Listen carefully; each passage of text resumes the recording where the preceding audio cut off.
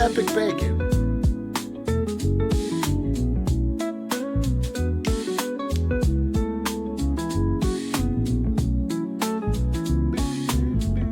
Hello. Welcome to the Atrioc broadcast here on July 19th, 2025. July 19th. Woo! Woo! You guys, can you believe it's been 7 months of this year and nothing's happened yet? We all thought this would be an impactful year where a lot of things happened, but so far, nothing. Zero news, zero. It's crazy. It's like completely chill. And it's just like, it almost feels like, oh, when's the other shoe going to drop? When's something going to happen? I hope it's not soon. Nothing at all this year. Definitely not one for the books. That's what I'm saying, dude. Nothing happened. I thought 2025 was going to be impactful.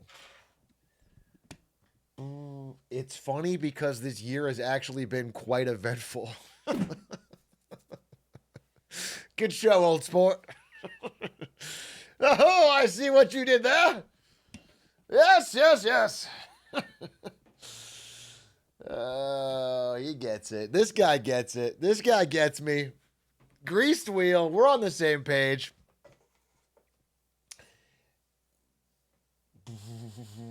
Are you sure GSS is a good idea? You're only one wrinkle away from death. What does that mean? Why would getting smarter have anything to do with?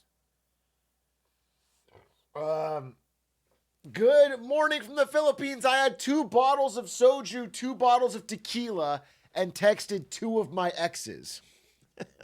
Well, they say good things come in threes, so triple down. 1 more bottle of soju, 1 more bottle of tequila, and really dig back there to find an ex, you know? 3rd time is the charm. It's wild how many MAGA people I see suddenly really concerned with the Fed building renovation budget. That's what I told you, dude. That's what I said. It's just the new talking point to suddenly try to get rid of Jerome Powell. They're using marble instead of glass? This is a fucking outrage. We're trying to save money in this country. I didn't know Jerome Powell needed a goddamn palace. I didn't know he wanted to be entombed like a pharaoh in the Fed building. I'm fucking mad about it. I'm mad. Let me turn on the air. Hey, you know what's cool? Is that Ari's at a concert tonight, so I can turn this place into a fucking winter wonderland. I am going to crank the air so low, you're going to see these nips come out.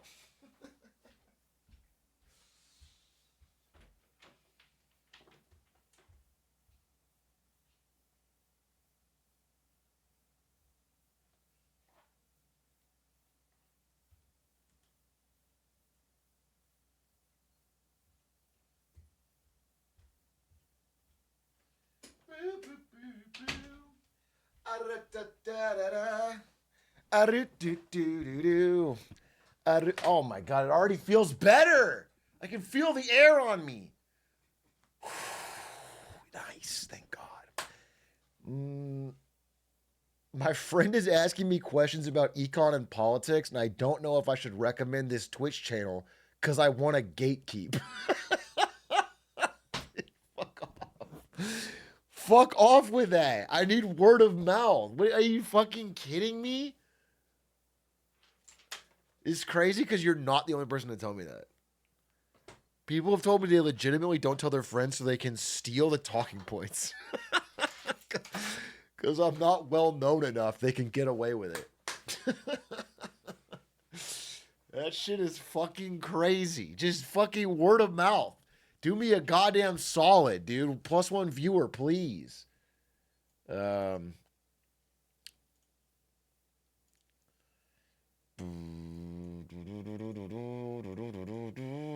How many videos we watching today? I don't know. Depends on the length of the video.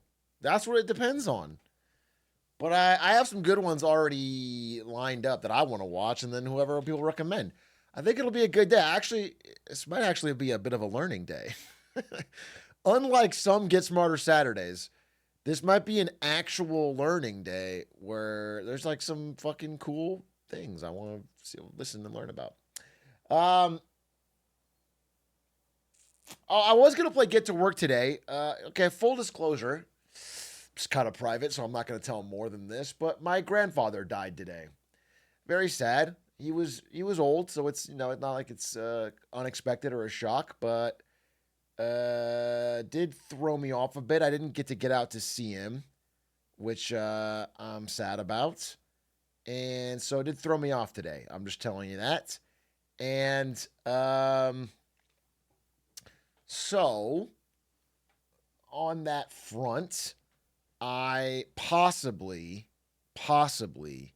might be taking a day off next week and flying to Arizona to see my grandmother.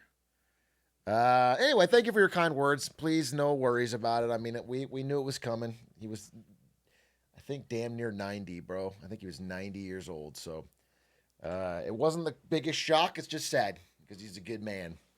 Um, but I think there was a reason I wanted to tell you that. Anyway, well, that's just what I've been thinking about today. Um, don't tell the airline algorithms. Fuck. Delta's gonna fucking 10x my fee because I've mentioned that my grandfather died. God damn it. Oh, Get to Work. Yeah. That's why I didn't go live early today.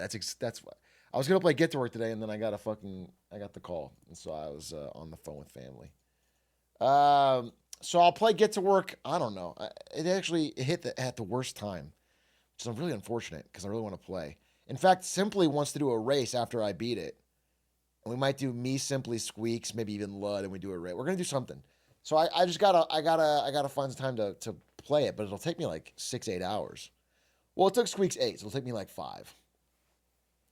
We'll figure it out. Maybe Tuesday. Tuesday would be good. Maybe Tuesday. Tuesday, just go live fucking early. 8-hour slam, bam, thank you, bam. Take your time. We're all ready for Atrioc August. Yeah, I'm stoked for Atrioc August, baby. Atrioc August. But I think Atrioc August might start even sooner than I thought. It might start in July. On account of maybe. I don't know. I shouldn't say anything before I have it done. But I did get a bunch of slides done today. I might actually have a fucking marketing Monday for Monday. I can't. I wish I bet the CEO of Astronomy would resign. There was great odds. Oh, you mean Astromir? You thought he would resign? Oh, like Polymarket? That's crazy. There was a Polymarket bet on whether he would resign.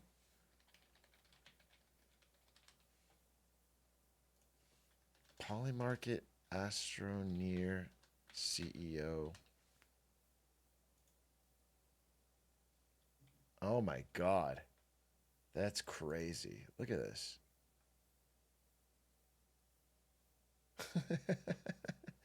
You could have got some good money.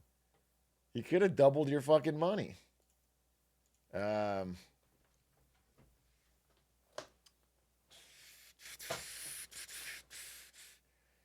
he bet himself though? It's not hurting.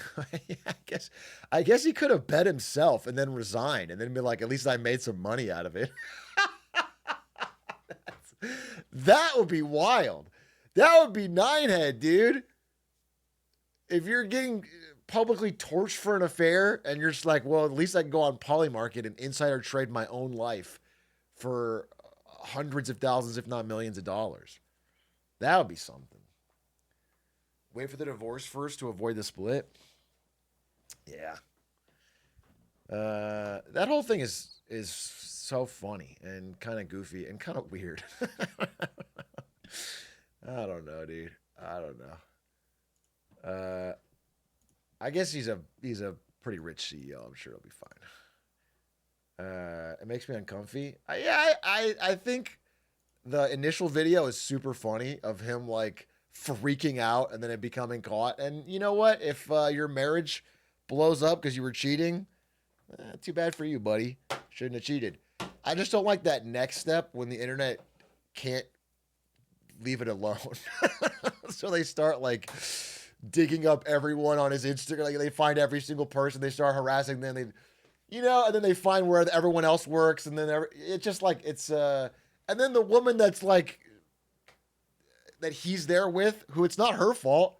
You're allowed to be a homewrecker in this country. It's not illegal. She can date a married man. He's the one cheating. And then now she's getting fucking harassed. Like, she might lose her job. She's also married. I'm just saying they could lose their marriages, but I think the internet just goes too far, bro. She's married. See, the fact that you all know that is the problem. Do you understand?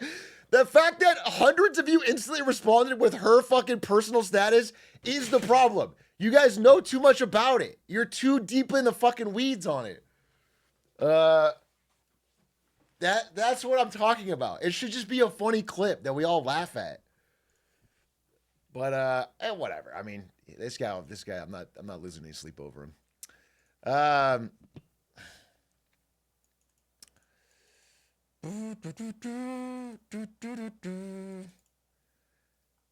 Yeah, the spouse and the kids. Yeah, I mean the kids too. You know, the kids get harassed at school. I don't know. I find it's like it reminds me of that Black Mirror episode. What was that one called? Hated of the Nation. You guys ever seen that one? That Black Mirror episode was pretty spot on.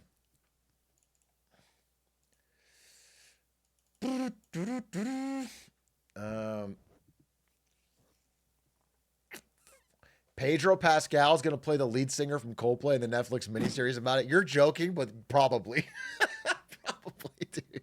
It's going to be like the Tiger King thing. It'll just be everywhere and then gone. There's going to be the one with the pig and the PM. No, it's the one where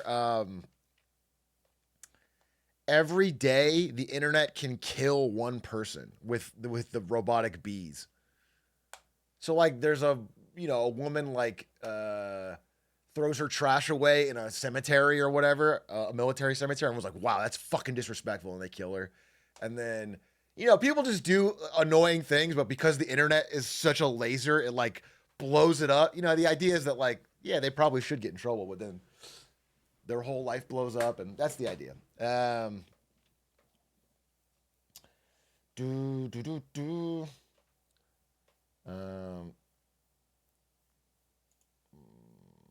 We need Ellen DeGeneres as an alpha predator to suck all the virality out of a meme and have a natural life cycle. I see what you're saying. Yeah, that's a really good point. Back in the day, Ellen would come on, and when she talks about a meme, it's truly dead. That's a good point. She could just be the end gate. Duolingo and Mr. Beast do that now? I guess. I just don't think Mr. Beast will cover very much.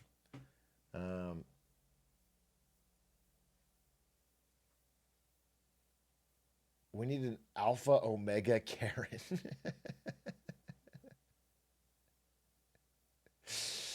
Mr. Beast is the meme killer? Why do people say that? Mr. Beast doesn't even talk about memes. Am I missing a Mr. Beast meme discussion? He doesn't stream. He doesn't do anything. He just fucking flies $100 million planes or whatever.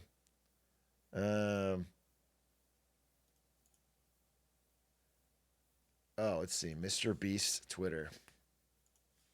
Mr. Beast Twitter. I bought 2 VIP Coldplay tickets, and one random person that tags their boss and the replies will win them. Oh, yeah, he did kill it. He did kill it. He killed it. Wow. Wow, that face. What is the fucking face he's making there? That's wild. Epic troll.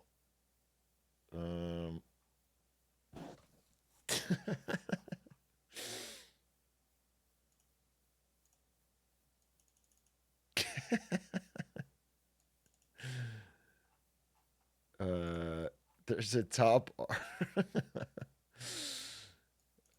The top article is stop making content out of it. That you ruin everything fun, don't you? That's interesting. No way Mr. Beast bought physical tickets in 2025? Well, that's fine. That's nothing wrong with that. Nothing wrong with that. I'm wearing the context hat. What's the context with the Coldplay meme? If I give it context, I feel like it's something you've been immersed in the sauce on or not. I think we should just talk about something else. I'm honestly over it. Mr. Beast killed it for me. Reading but shaking my head disapprovingly so you know I don't agree with it and looking up to you to make sure you notice. Does that have real emote? New vid was fire, holy Blizzard Wizard. Which video? I uploaded 2 videos today. I uploaded one of me walking around New York looking for pizza, and I uploaded one of me talking about Jeffrey Epstein and Trump's polling. I assume I assume the New York one is the one you're saying is fire.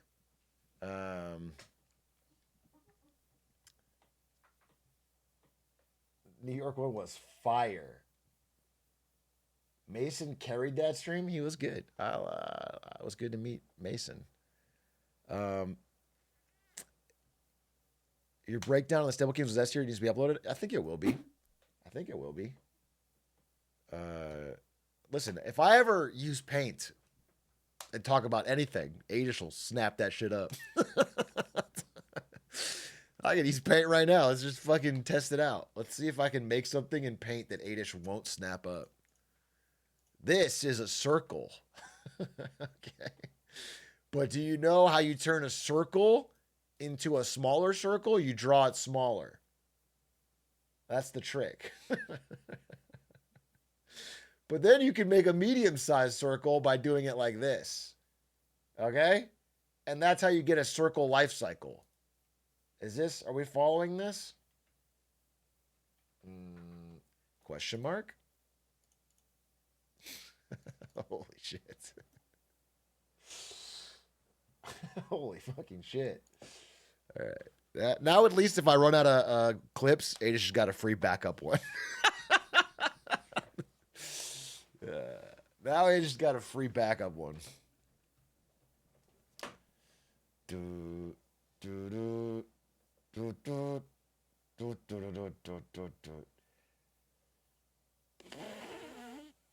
Hey, Atrioc, can I use my one time I got baited into wasting my first post on talking about board games? How did you get baited into wasting your first post? Also, it's not like it's your second post. It's your 10th post. It's your 10th post. What is you got baited into wasting it? No one made it. You type it. I'm looking at your first chat message, and it was just about board games, like you said. And they're all good board games. You mentioned board games. That's not me baiting you. I'm just streaming here, talking about things. If I'm talking about board games and you show up and talk about board games, I didn't trick you into talking about board games. I didn't bait you into doing it. It's not some scheme of mine. I'm just talking about things that I'm interested in. I'm baited by the master. Hey, I'm streaming here. New York changed you? Yeah, I can see why Squeak's such a crappy guy, dude. Just one day in New York and you become like really abrasive. You become really rough around the edges. I can totally see why like that's Squeaks' MO, dude. It makes you edgy. It's the Sharia law. It is. No, it really is, though. It's the Sharia law. Like, I think if I went there 6 months ago, it'd be fine. But after Mamdani's Sharia law, it's like I feel constrained. I feel cracked down. Plus, you have to keep waiting in fucking bread lines to get any food there. And he's not even married yet. I can't imagine how bad it's going to be. Please listen to this masterpiece. What's this? Bro, we have listened to it on this stream like 10 times. Then I also put it in the Big A clip. Please fucking stop. The one must suck with all the Hamas meet and greets everywhere. Dude, meet and greet is very funny. Hamas meet and greet is a very funny idea. How come there wasn't a lemonade stand panel at Open Sauce today? I actually was invited to possibly do a panel at Open Sauce, but because that would mean I would fly directly from New York to Open Sauce, I decided to not accept. because then I wouldn't stream. I would have not streamed for a long time. You don't stream anyway, dude. Yes, roasted. Yes, fucking got him. Holy fuck. Holy fuck. Who said that? I just heard it, and someone was like, they got me dead to rights, dude. They fucking roasted me and toasted me.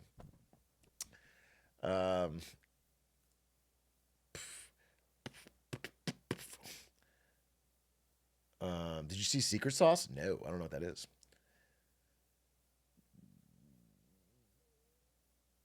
A lemonade stand segment at Open Sauce where Atrioc and Aiden sit in the corner quietly and say literally nothing would be very funny. I'd be down. I do want to go probably next year just because I heard it's really cool. Like I heard just looking at all the exhibits is like a fun thing to do. I could have IRL streamed it, bro. It'd be fun as shit.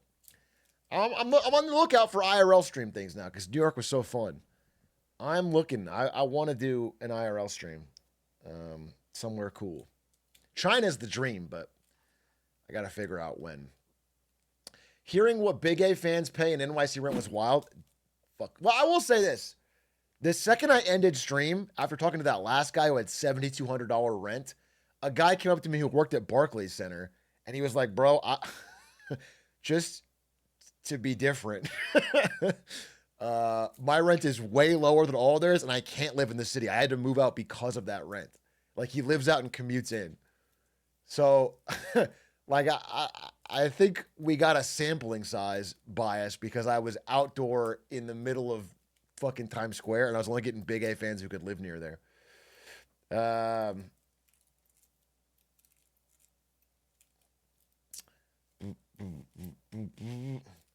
Did you see the poly market on the Democratic presidential nominee? A little early for this, but let's take a gander. Let's take a squeak at this.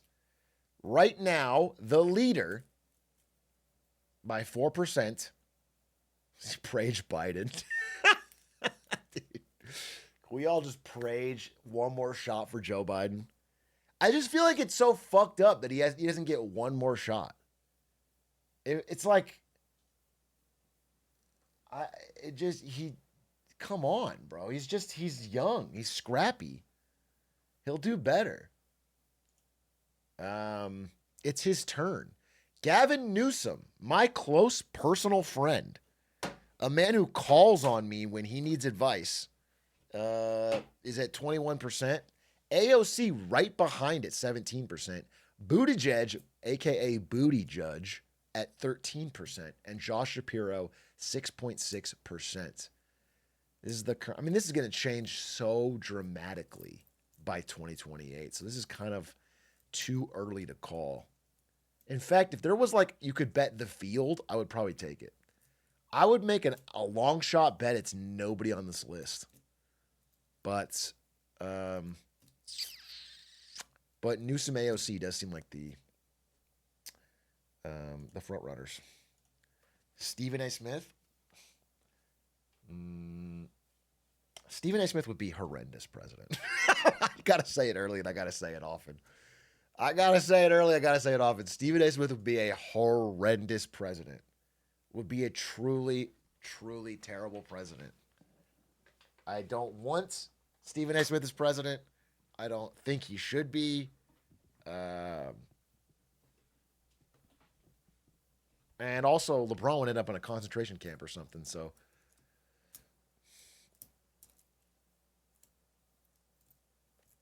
he's funny like Trump, so good enough. America's #1 bar. So I don't really care about your fucking politics. You just better be funny up there. You better make me laugh. You better have some goofy shit to say.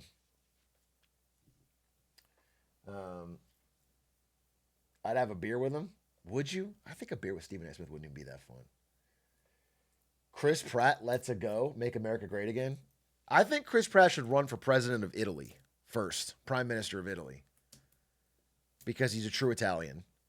I think he should run with the Mario accent. And then once he wins that, he can reestablish American-Italian relations and do more good that way than as president here. Yeah, then Japan. He should go to Italy, win there, then go to Japan, win there. We should just send Chris Pratt on a tour around the world, winning in different elections and reuniting with America, our alliances.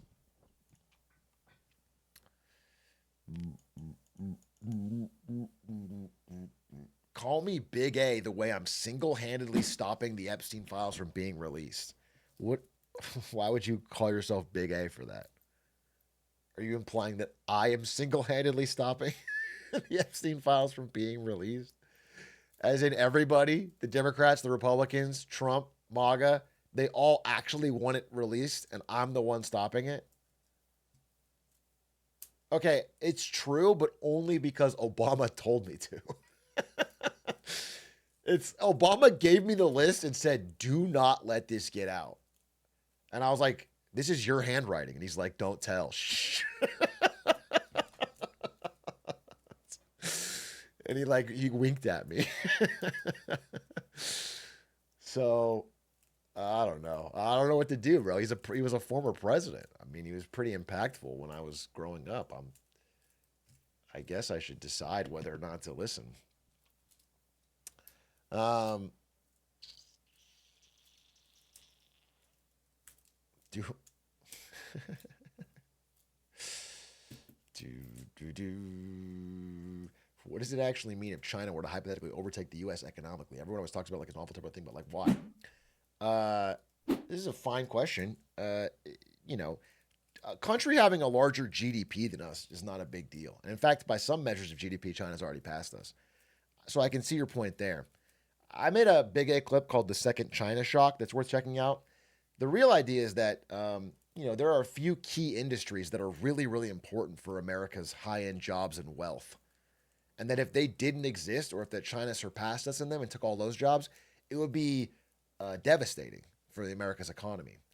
Um, just many, many like high-tech areas, um, aircraft, uh, semiconductors, things like that. Um, you could even say the auto industry, although we're already in kind of free fall there. But other countries like Germany's done with this too. The auto industry is a key part of their economy, and if China implodes Germany's auto industry, it could destroy. It could cause this huge unemployment, social unrest. That's the kind of problem. So yeah, it's not really about being number one GDP. It's mostly about like a fierce competitor causing wealth to go that direction and not this direction, not to your towns and cities and people and somewhere else. Um,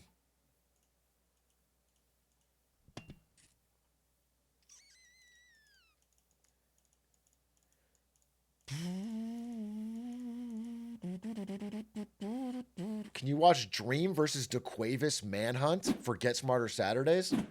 The problem is, yeah, I want to get smarter, but I don't want to get that smart.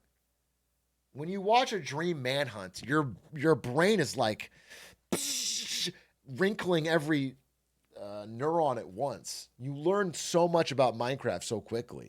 I feel like we're not ready. You have to work up to it. We couldn't open with that. Um,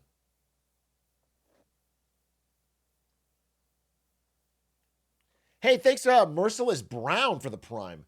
Thank you Wokeism for the 8 months. Thank you Beastie Toast for the 3 months. Thank you Sky on 9 for the 7 months. Hey, Big A, I've been a fan for a while. About that China trip with Lemonade Stand, do you guys have any idea where you want to go and what you guys are doing? Yeah, I do. Uh, the ideal trip for me in China would be 2 weeks long, like 10 to 14 days. And I would go to Beijing, Chengdu, Chongqing, Shanghai, and Hangzhou, and then Harbin, China. That would be, what, 6 cities? I would try to do like 2 days in a place and just keep fucking going. That would be my dream. Um,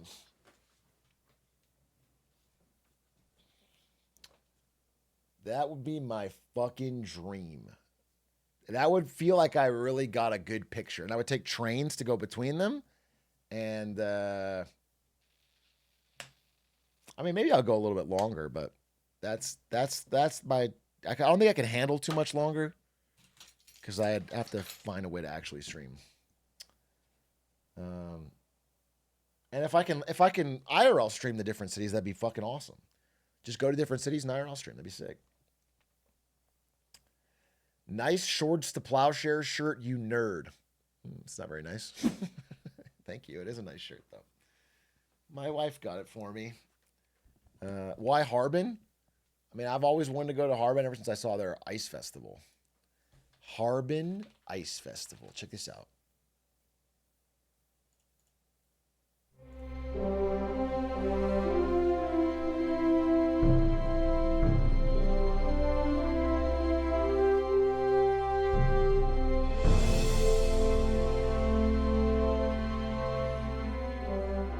第一次来哈尔滨，主要是想来体验一下哈尔滨的，那种冰雪大世界的冰雕文化，非常，感受到了哈尔滨这边的热情，虽然很冷，但是非常好玩。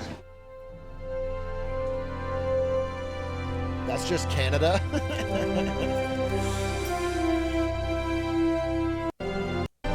陡动的坡度，然后会这样跳起来。Looks fun, dude. 摩天轮。800,000 visitors on opening day. That's crazy. 一些不了，他们还是很厉害的。It's just fucking cool, you know. So I think that'd be fun. I think that'd be a unique experience. You can find this in upstate New York. I don't think you can. I'm not saying there's not ice and snow up there, but I think a gigantic ice city is unique to Harbin. It's a thing they do. This is bigger and better and more interesting. They made a Ferris wheel made of snow. Look at that. It has a fucking snow crystal. Now we got that in Chicago. You know what? I like Chicago. I'll say it. Actually, I'll say a fucking controversial take. Chicago's just better than New York. I'm sorry. But it's true. It's just cleaner, nicer, better than New York. That's a fucking fact, dude.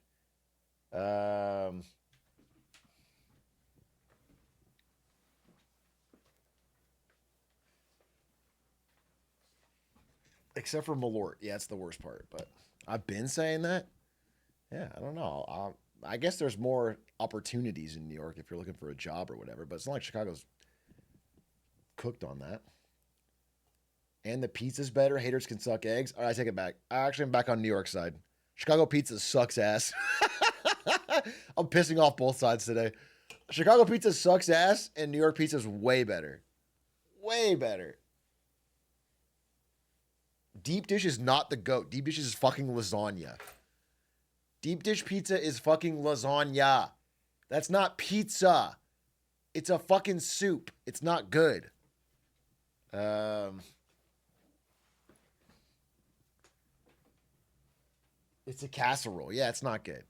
So I'll say that Chicago, you know what? Chicago's the better city and New York has the better pizza. So if they could somehow merge their powers, if you could just take all the pizza vendors from New York and ship them to Chicago, you could literally save. You could literally a new Chicago work.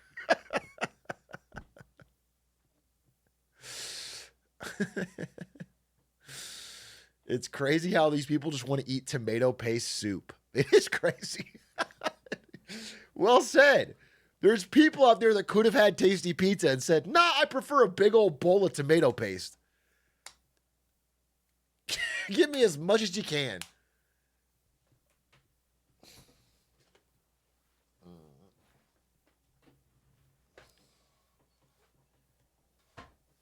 Tomato paste is good though. It's good in you put a light bit of it on top of a pizza.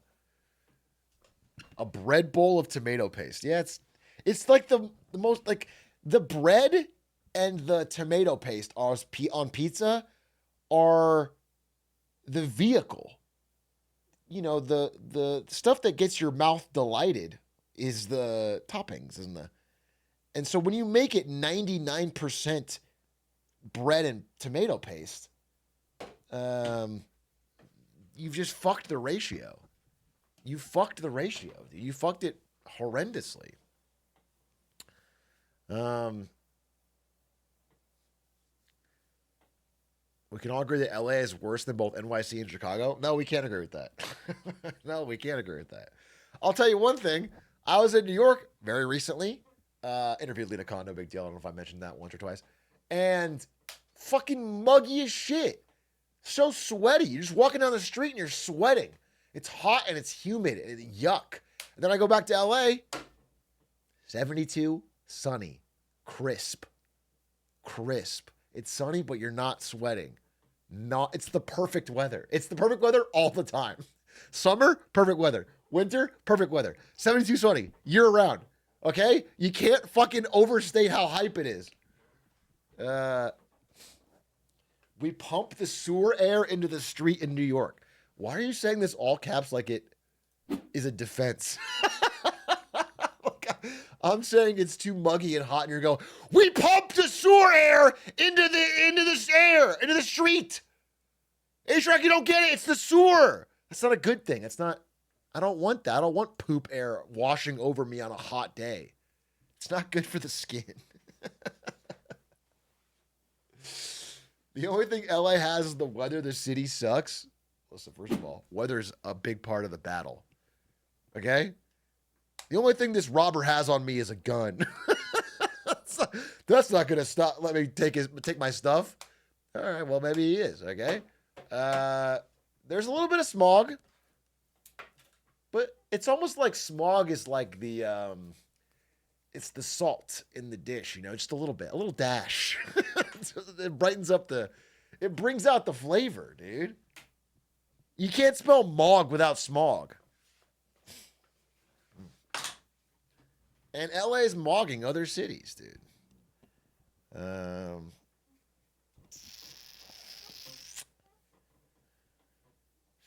little smog never hurt nobody. That's for damn sure. It's so nice sitting in gridlock an 85-degree day. First of all, not 85, bro. 72, sunny. 72 and sunny. That's the perfect weather. I don't know how to tell you. It's consistently perfect weather. There's a little bit of smog. I will say, it's hard to defend LA's traffic. It's not easy. I'm going to attempt to, but it's not easy. It's not an easy thing to defend. It's not easy to defend LAX, which is a horrible hellscape of an airport. And it's not easy to defend... I was going to say the rent prices, but compared to New York, LA is like a fucking... It's free. They just give it to you. I mean, compared to New York prices, it seems cheap.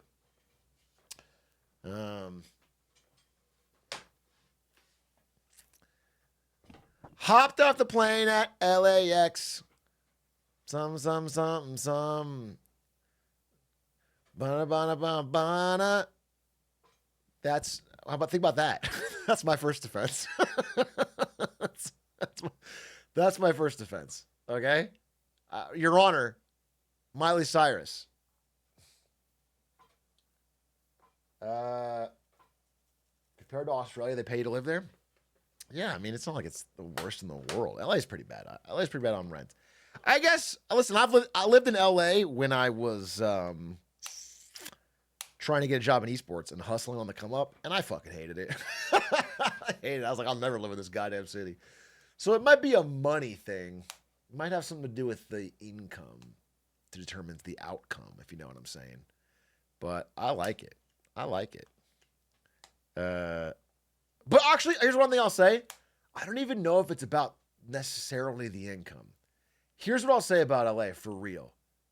The thing that has made LA way better for me is not money so much as it is having a non-standard time job. Let me explain what I mean.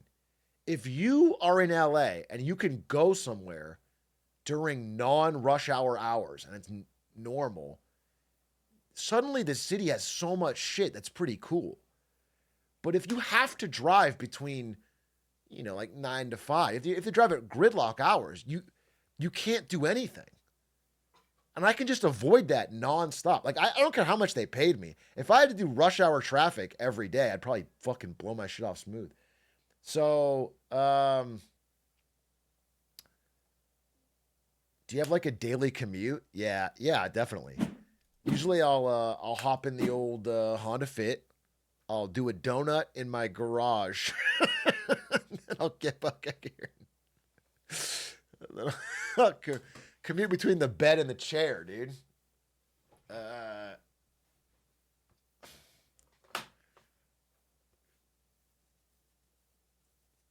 I live in LA and I drive to SD twice a week for work, San Diego.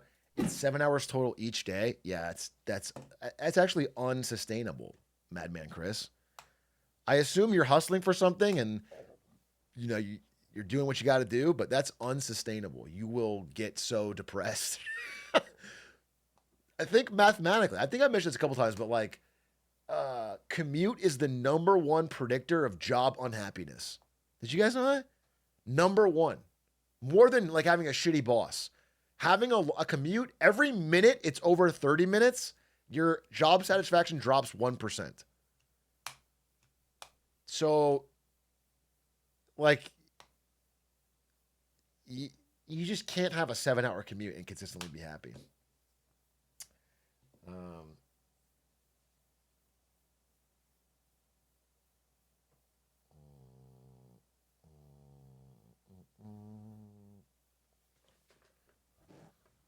I have free rent in LA, so not paying rent makes me happy. All right, well that's true. That's true. True.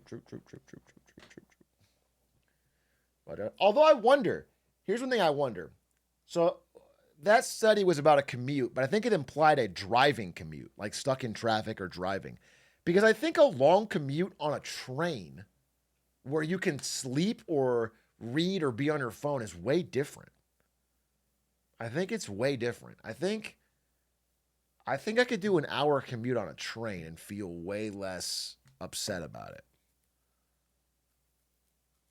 Even a bus could be okay. Depends on how cramped and smelly and crowded the bus is.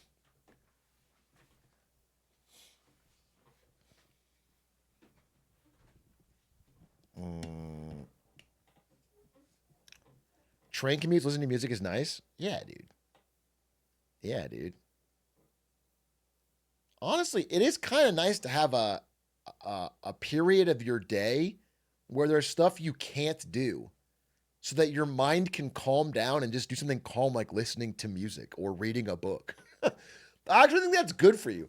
I think spending so much time where you have infinite distractions and other things to do so that your brain gets melted is not as good for you as having a time where you're a little bored, you're stuck in an area, and you just do one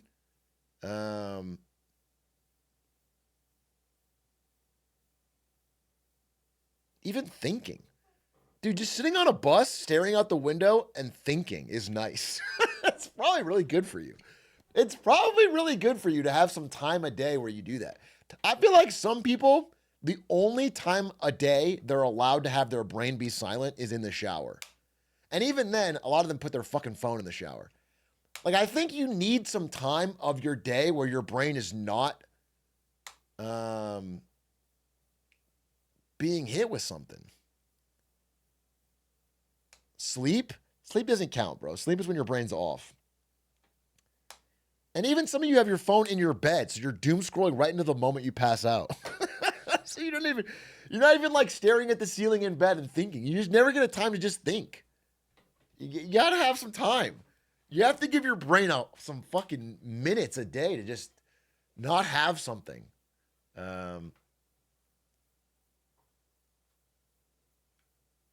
I fell asleep yesterday with a Meta Quest on my head. That's well, that's good. That's the future we want. Everyone straps on a VR headset so their brain is fully stimulated until the moment they pass out.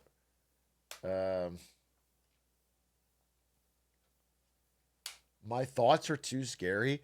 Do people that say that, like, what are your fucking thoughts that are so scary? What are you so worried about that your brain is gonna... It's like fear of death when you're 21 years old.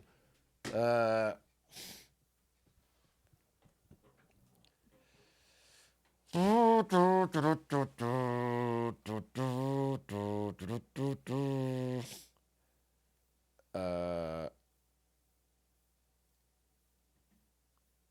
you see all the wait?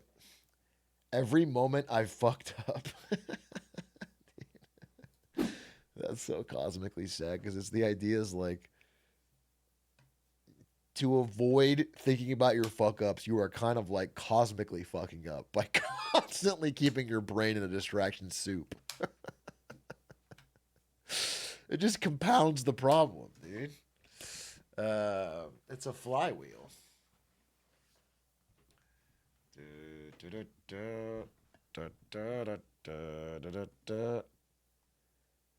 Do you think the Central Bank of Japan feels like this? Timed out for trying to get me on a topic. See you in 10 minutes. Next time, play along with the fucking theme of the chat.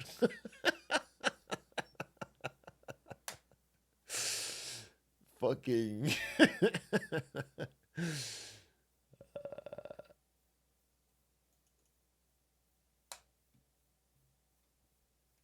Eventually, you grow immunity thanks to.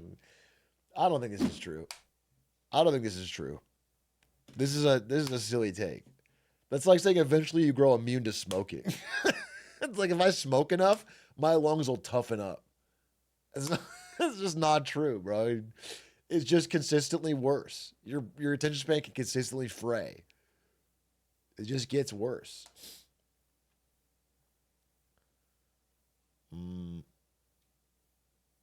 I think my grandpa became immune to smoking. I don't think so. I don't think so. Hey, Sloppy Burrito, thank you for the 8 months. Appreciate that.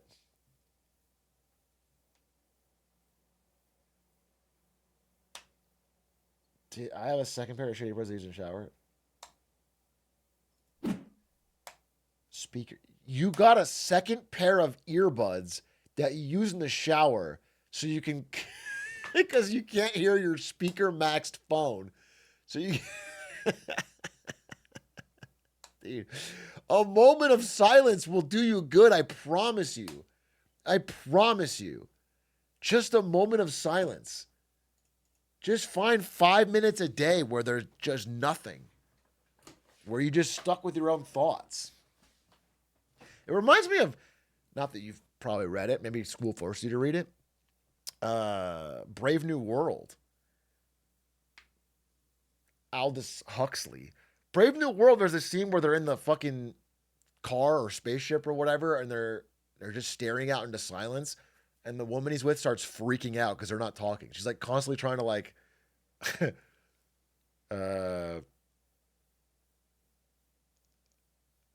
I remember that. I love Captain America. No, not Captain America, Brave New World. Nah, they were stonewalling her ass.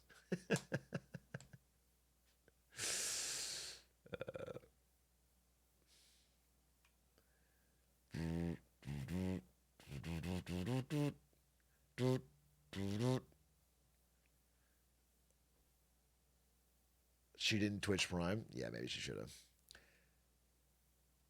Why did all those classic dystopian novels have such hammy sex scenes? I don't remember the sex scene from Brave New World. I don't know if I'd describe it as hammy.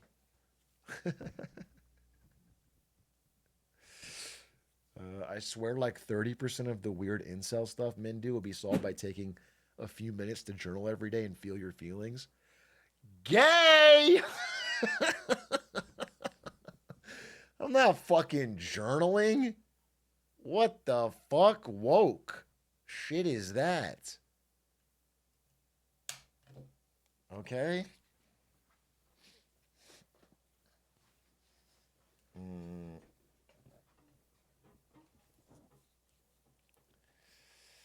Dude, I'm not asking for journaling. Journaling is an insane ask.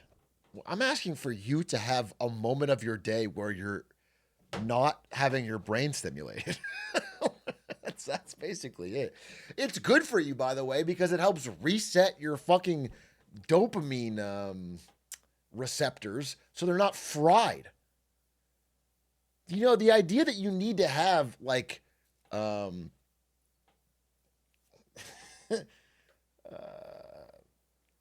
sugary food while 2 screens are going on while playing music so that your brain can get enough dopamine to just feel even is crazy. You gotta,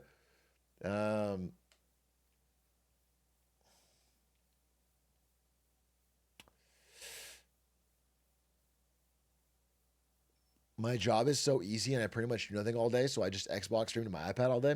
Well, that sounds fine. Scamming your workplace by playing Xbox on your iPad sounds fire. I got nothing. I'm not saying don't fucking use a screen.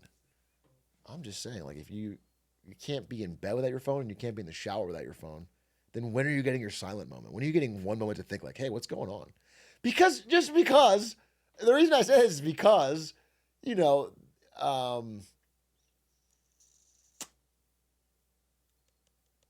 it catches up with you either way.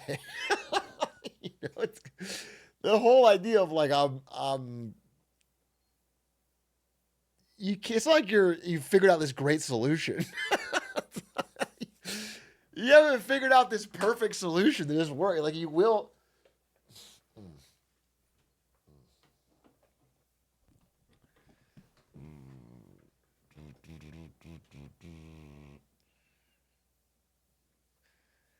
IDK man, Northline was alone with his notes app for a week and he wrote, furry who was offended by the term mocktail. That's just funny. What do you mean? That's perfect. That's a perfect example of being alone with your notes app for a week and writing fire.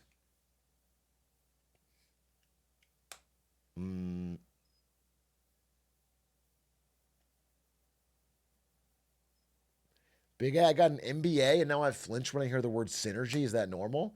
Usually it's the opposite. By the time you get your MBA, you're preaching about synergy.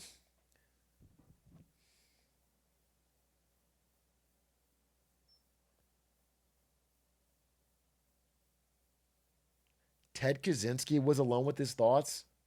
Look how that turned out. Checkmate. Fuck. Fuck, he's good. Fuck, he's good. Guy who has to listen to his phone in the shower or he'll turn into the Unabomber. Guy who has to mainline YouTube shorts or he'll firebomb a building. No, that makes sense. That fucking makes sense.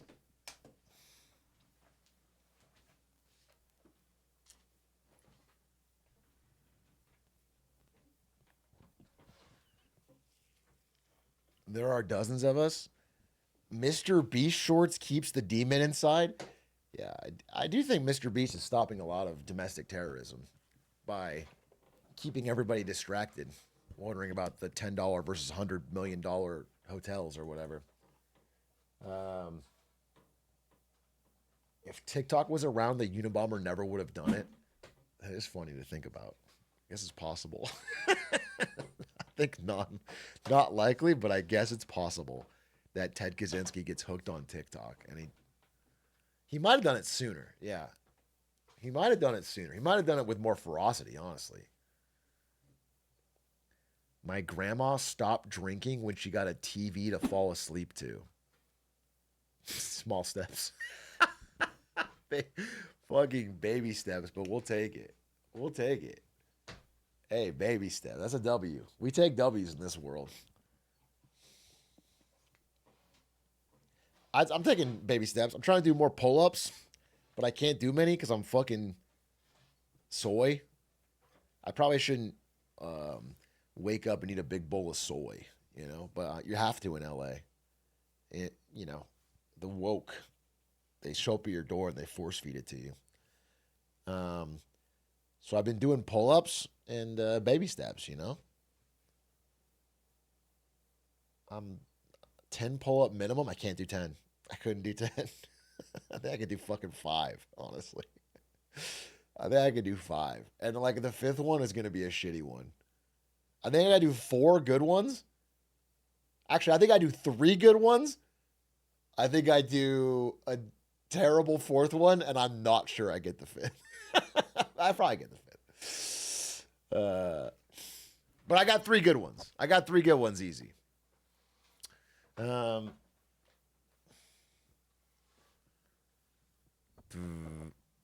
Get back into bouldering? Nah, I'm doing the Doug thing right now, which is just pull ups and push ups every goddamn day. I got a pull up bar. I've been playing basketball and doing pull ups and push ups. And I think like that alone is a pretty decent fucking start. Did you see the new Fern video about Trump coin and the corruption going on? I did not see that. Elon Musk just tweeted. What'd he say? We're going to make Baby Grok XAI an app dedicated to kid-friendly content. Baby Grok. Grok, is this true? After each peekaboo? After each peekaboo, your kid asking Grok if this is true?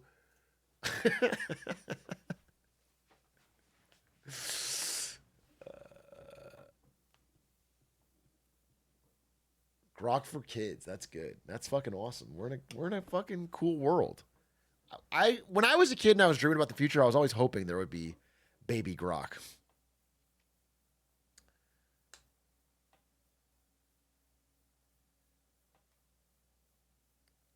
Elon Musk looks at his phone all the time and he is my only source of info. It is true that Elon Musk is the world's richest man and he is constantly on his phone and constantly using ketamine. So maybe you should be dopamine maxing at all times. You should be doing whatever you can to stimulate your brain. Get some push-up handles. They help a ton. Maybe I will. Maybe I will. I wonder if he got the idea of having Grok parent his kid when he's busy. He has 14 kids and he doesn't see most of them. So I don't think he needed to invent a robot for that. He's got all of the mothers to do that, who he doesn't respond to. That feels like a problem he has already solved.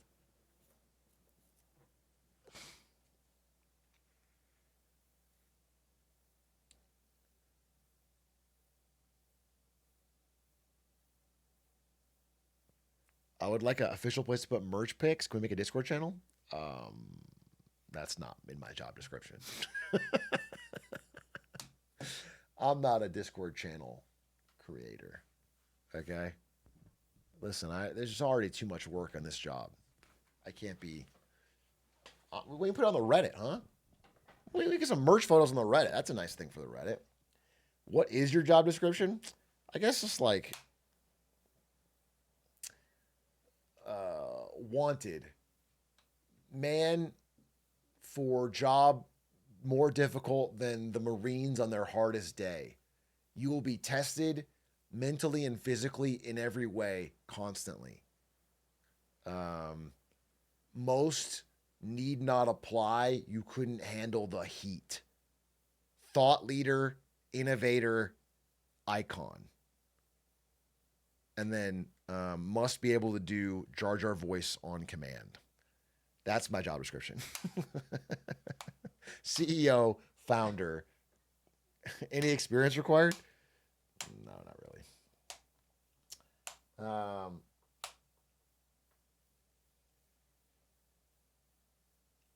What would you put on your LinkedIn for this period of your life if you wanted to go back to corporate? I would put, I founded a company. Atrioc Inc., you know, and then I would list the fucking revenue numbers. Online media company. And then I'll say we launched a game and we went out. I'll just do that.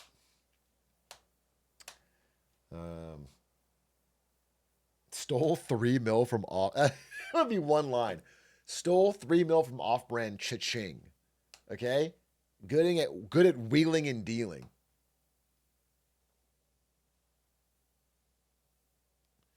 How come none of these super billionaires ever just decide to check out, sell their stock, and just say, yeah, I guess anything more than 10 billion is just gravy? It's a great question. It's a great question. They just don't seem to have the psychological profile of someone who wants to check out and be on a beach. They don't quiet quit. But yeah, I guess it's worth saying. Someone has a good answer. The ones that do that, you don't hear about. So it's a bit of a survivorship bias. You don't hear about the billionaire who's totally off the grid who spends time with his family. Jeff Bezos is kind of doing that. You could say that. Jeff Bezos definitely did a hard pivot to like, I'm not working at Amazon anymore. I'm going to hang out with Lizzo and buy a super yacht and do whatever the fuck I want. But he's still doing Blue Origin and things like that.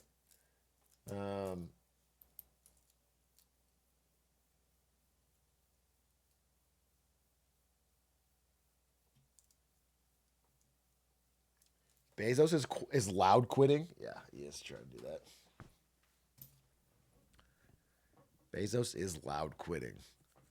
Mark Cuban kind of does whatever he wants now. I mean, Mark Cuban might run for president, so he's not really quiet quitting. We'll see what he does. I believe in skeletons. Thank you for the 43 months. Bezos, my GOAT billionaire, best laugh. Can we get one Jeff Bezos laugh for the fans? You want to be a chef. Maybe you want to be a dancer. I don't know what you want to do. I'm not sure my boss is going to like that. Last two. But you do need to follow your passions. Right. I would love for it to be after I'm dead. 40 minutes with you. It's already clicking down. We're going to use every one, so no droning on. Damn, he really does look like grown-up Lex Luthor from Smallville. He's like a real life, like he actually is. Like now that we've seen the. I see what you did. No, that's coming up too, but that was actually not supposed to be a bad pun. And then disclosure, you are an investor in Business Insider, Yes, which is wonderful. a happy investor. Thank you. It is great. Best midnight snack while you're brainstorming? I'm asleep at midnight. That's important, isn't it? That's really good. A guy like you actually gets to sleep. That's I'm good. asleep. How to make it make financial sense. You know, what's not to love? You order the groceries online. He does look like he's like a Hollywood actor wearing a Jeff Bezos suit. It looks like a rubber suit. It's like ill-fitting. And we deliver them to your door. But that's very expensive. Not guaranteeing success anytime you go down those alleys. You don't know whether they're going to be blind. So when you look at success and when you look at failure, how does it feel like when you're in the groove, when you actually know you're on the path to success? Oh, it feels great. I mean, you know, you have to be in the mindset that you can accept blind alleys. But I'll tell you, the broad avenues are way more fun. Dude. Let's go, Jeff. Let's go, Big Jeffy B. You're crazy. You're crazy, bro. You're loco. Would you vote for Mark Cuban, Big A? Like all American elections, I would vote for a lot of people I wouldn't normally vote for, depending on how bad the other option is. So we'll see. We'll see, bro. We'll see. We'll see who my fucking options are. No matter how bottom of the barrel I think I get, we can go deeper. I'll vote for some pretty heinous people if the other one's worse.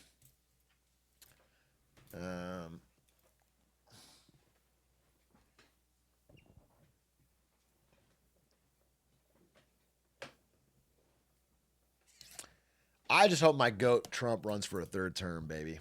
God willing. He's got my vote for sure on lock.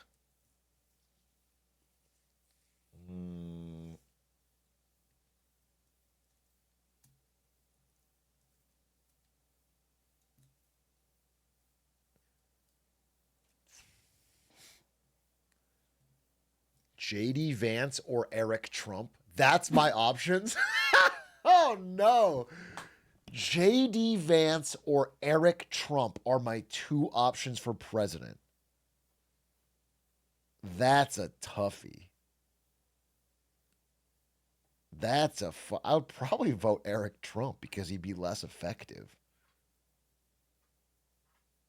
I guess I have two options. I vote Eric Trump, and I just hope it's so disastrous that he's impeached. I'm playing pretty long bad odds here either way. Or I vote Vance and I hope that he was like secretly I don't know, it was deep cover the whole time.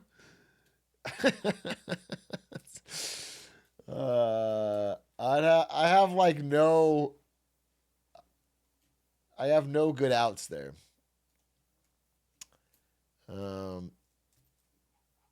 What I saw a thing about Vance that stuck with me. Where was it?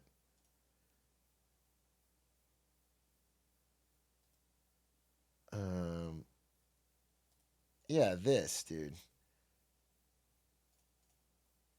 Like someone found this tweet from 21 because Vance has been parroting the Trump line lately about how Epstein stuff doesn't matter, how it's irrelevant. We need to move on.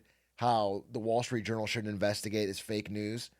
And then you look back to 21, and he's talking about how, you know, if you're a journalist and you're not asking questions about this case, you should be ashamed of yourself. What purpose do you even serve?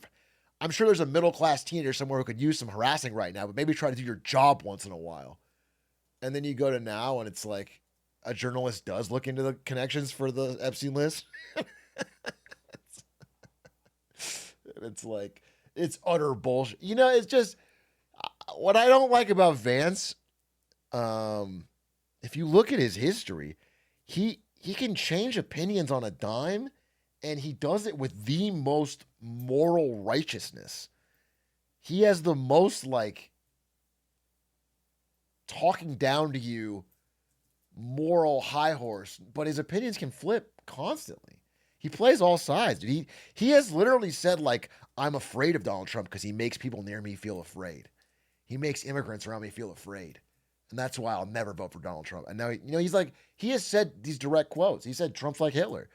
He says he can just say whatever he wants. And either way, he frames it like he is the fucking lone voice of righteousness and reason. So I don't know. I think he only cares about getting power, dude. But he might be an actual sociopath because he does it in he feels like he really believes it. Some people just clock in when they lie as politicians, but he really fucking commits to the bit. He can say the opposite of what he said 2 weeks ago and make me think like, damn, that's his most die-hard position. So he's got something.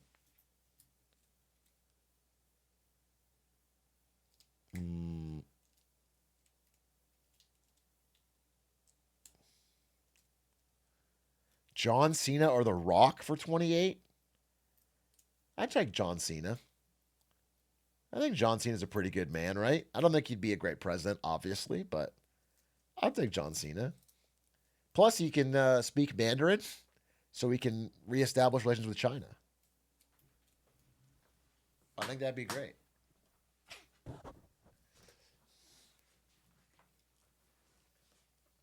We could do a lot worse than John Cena.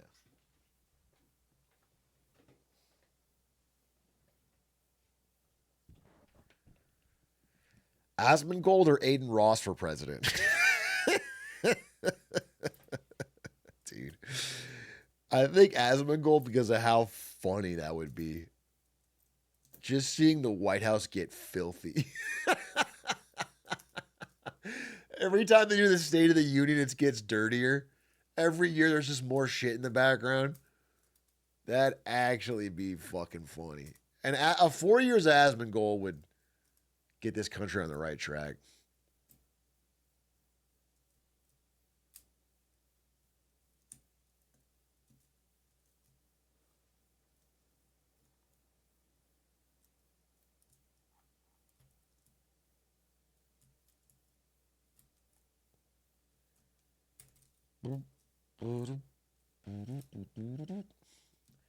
Asmongold would run the country from his room in Texas rather than fly to D.C. The White House of the South.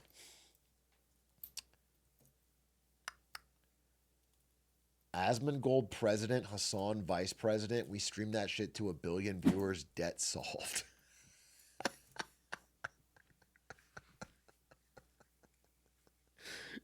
Holy fuck. Holy fuck. That would be quite the country, bro.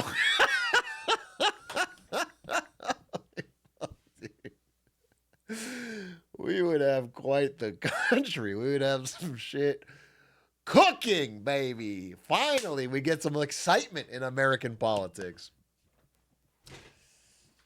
That'd be fucking hype. Chat polls for policies. Yeah, that'd be good. No, I'm on board. I think that'd be sick. Just fill Congress with streamers. Fucking awesome. Dude, if everyone in Congress was IRL live streaming and mean mugging the camera and trying to get a clip, they already halfway do this. Dude, everyone is gymming their own personal camera when someone says, President Asmongold says something I don't like, and I'm like,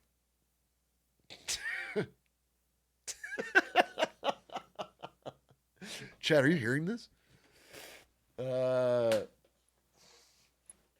Twitch government would go crazy. Kai Cenat should do this. Have a Twitch government.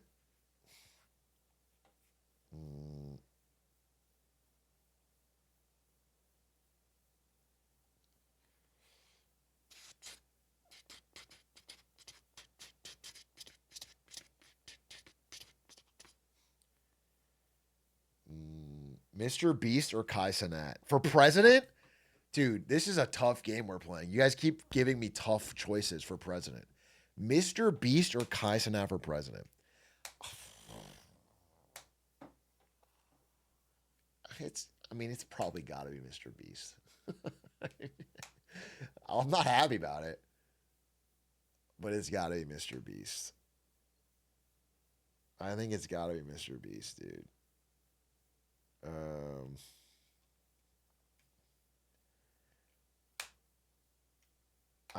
Listen, Mr. Beast is a psychopath, but he's got the he's pretty knowledgeable about the business side of what he's doing. Maybe Kai is too. I don't know Kai that well, but I think Kai's just younger, right? I think he's more of an entertainer. There's no but after he's a psychopath. Where's this fucking stupid fucking message? Yes, there is. You think being a psychopath is disqualifying from being United States president? Have you seen any election we voted in our entire fucking life? Yes, there is a but after it. And this is a hypothetical situation where it's fucking Mr. Beast and Kai Cenat.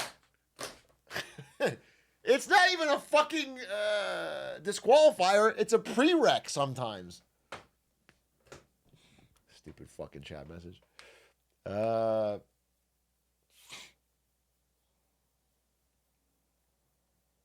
Sykkuno or Ludwig? Sykkuno or Ludwig? That's a tough one.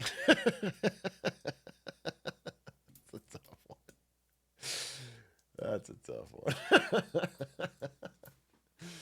I feel like if Ludwig's president, we're going to wake up in 2 years and he'd be like, I got scammed. So I was talking to Putin and I don't know what happened. And now we're out 20 trillion. I lost 20. I lost the treasury. Guys, I fucked up.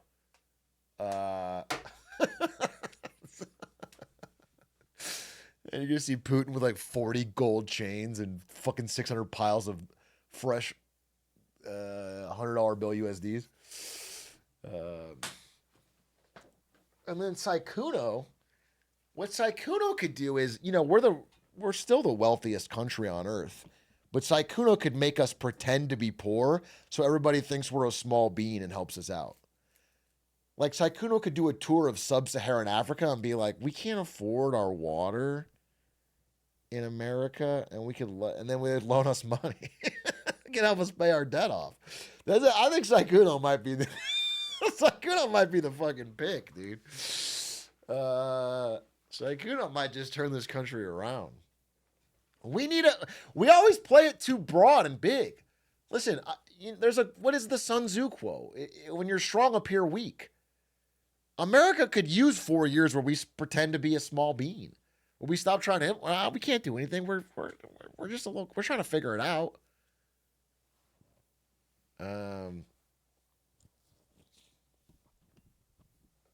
Aiden or Amen?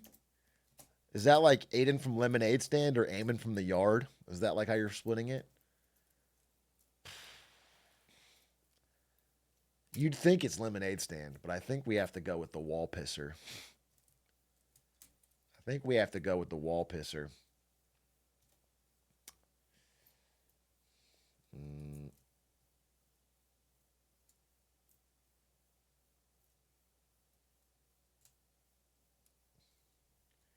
Adolf Hitler or Skibbity Toilet? What's wrong with Skibbity Toilet in that situation for president? I don't even know Skibbity Toilet's policies.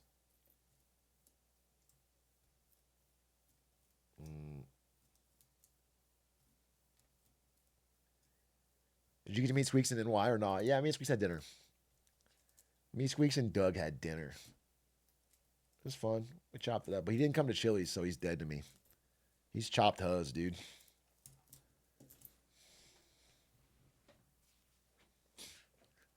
Lenin or Stalin right now? You want me to choose between two decaying dead corpses of former Soviet leaders right now?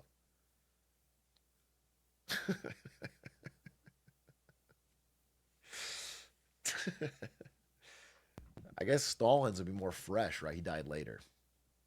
So I'll take Stalin. We might be able to save him. We might be able to turn him around.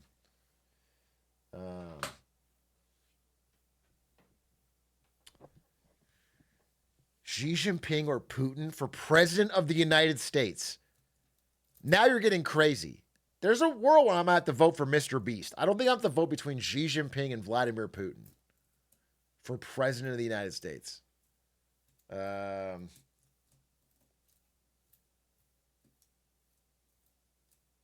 Jeffrey Epstein or Adolf Hitler?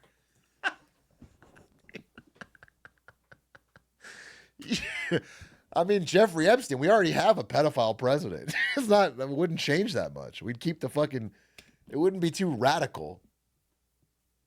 In fact, Jeffrey Epstein would be like the same policies as now, but a little fucking, a little less heavy handed.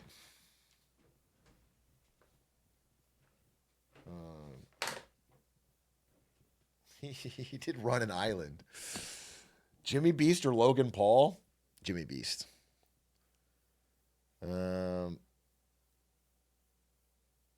Lena Khan or the Hawk Tuah girl?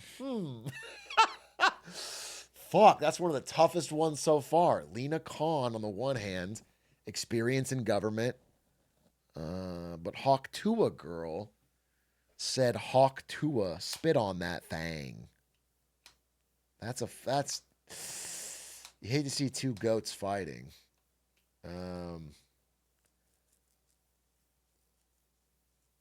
Logan Paul or Jake Paul? Damn, we're down to the fucking.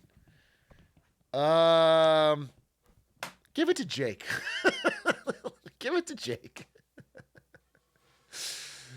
Give it to Jake, dude. Let him fucking run with it.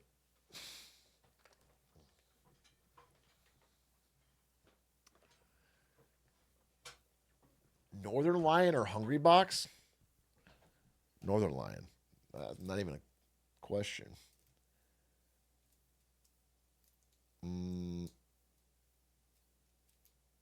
Genghis Khan or Diddy? Okay, dude. All right, we're done with this segment. This is stupid. Genghis Khan or Diddy is we've reached the bottom. I don't think that's going to be on the ballot. I don't think that I'm going to have to. I'm not going to show up and imagine we flash forward 3 years. I'm like, guys, I'm sorry. I did not expect the way this turned out. I can't believe they reinvented technology to bring people back from the dead. And they brought back Genghis Khan. He learned English and started to run for president, and he's winning. And the only person to stop him somehow is Diddy. What happened? Why is this our choices? Genghis Khan and Diddy? You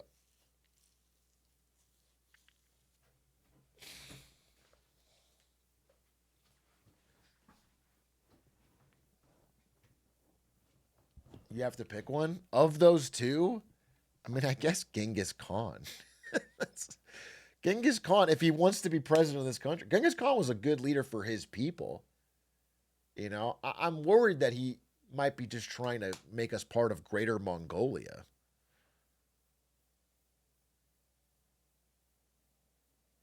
I don't remember exactly what happened, but I vaguely know that Genghis Khan swept over all of Eurasia like a fucking tidal wave and probably would have conquered all of Europe, but then he died or someone else died and he had to turn around and go to a funeral.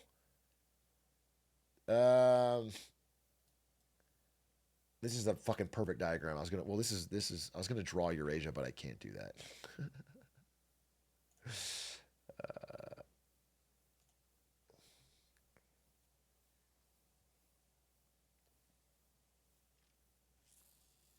He died and had. Let me look this up. I actually want to know what happened. Why did Genghis Khan stop conquering? He died. Okay. Well, that'll do it. That'll do it.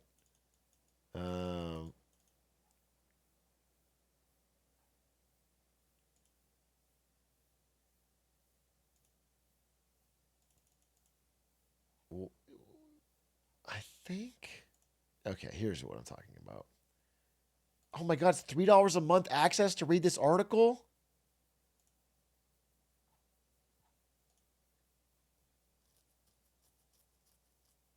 Like, where do they stop? That's my fucking question. They're invading Europe, okay? They're invading Poland. They sack Kyiv. They invade Germany. They're invading Hungary. It's all going well, and then they invade Austria. They invade Bulgaria. And then what? End of the Mongol advance. Oh, right here. That's what it was. They just stopped because they had to go to the Great Khan Ogedai's funeral. He died at the age of 56 after binge drinking during a hunting trip, which forced most of the Mongolian army to retreat back to Mongolia so the princes of the blood could be present for the election of a new Great Khan. That's crazy. Dude partied so hard on a hunting trip, he changed the course of the world. That's fucking crazy. Dude raged so hard, the entire Western world changed. We could be speaking different languages. Things could be so fucking different.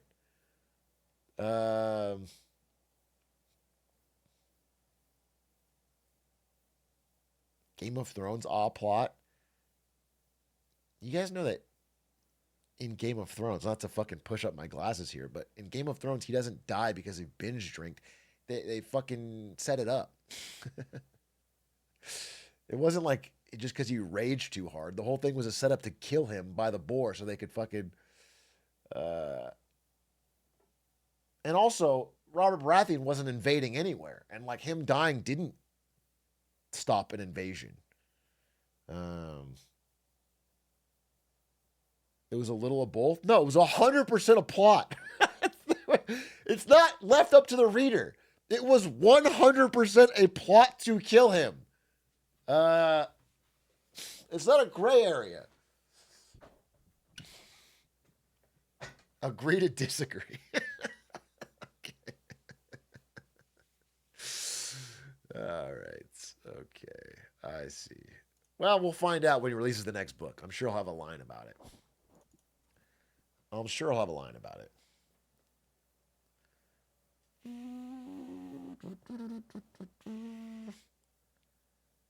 Atrioc be like the curtains were fucking blue. No, that's you're it's the opposite. It's the opposite. It's the opposite. It is not that's not what I be like.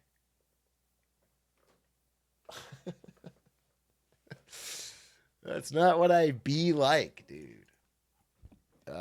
Very true. He do be like that. Well, I guess I'm losing in the marketplace of ideas. It's called critical thinking, hun. Kevin, fucking kill myself. I think it's time we have to get smarter. I think it's time we get smarter. We've gotten dumber enough for one day. Sky, I'm thinking of the sub.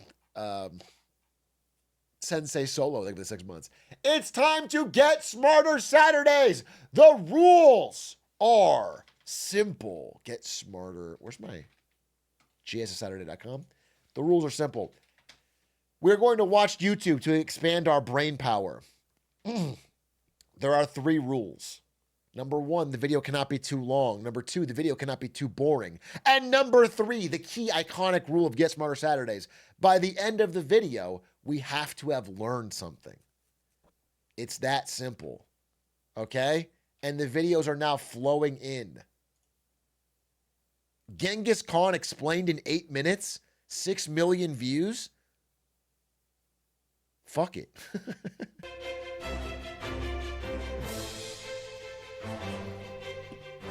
Fuck it.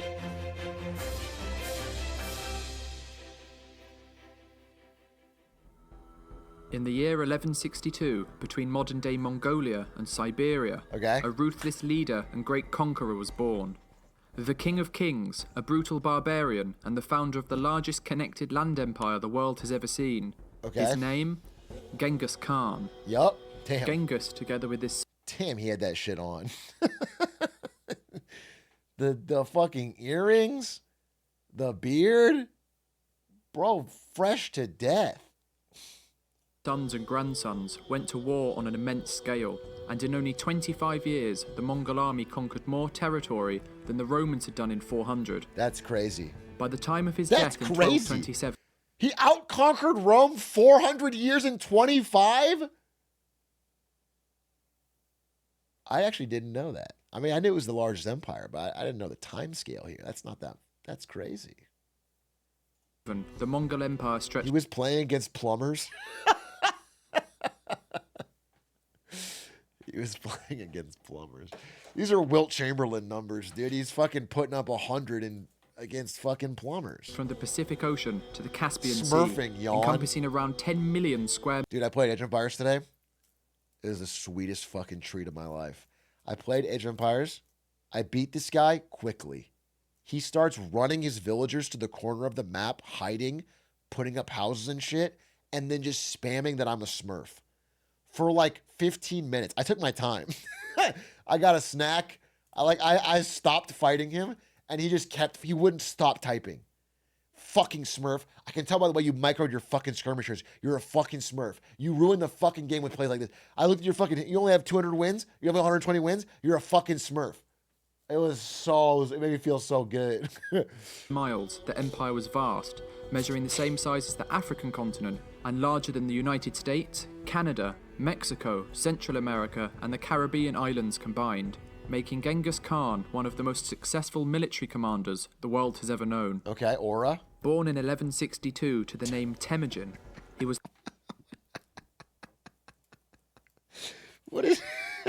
Why does every YouTube essay just use random clips of movies?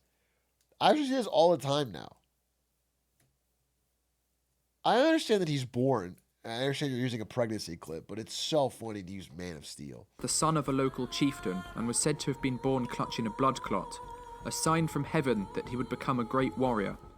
Temujin experienced grief and suffering from an early age, with his father being poisoned by a rival tribe when he was only 9 years old.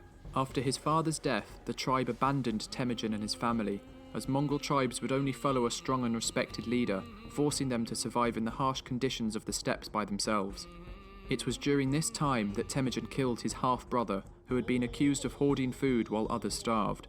This allowed Temujin to gain control over the tribe, and soon he was leading it alongside his lifelong friend and blood brother, Jamuka.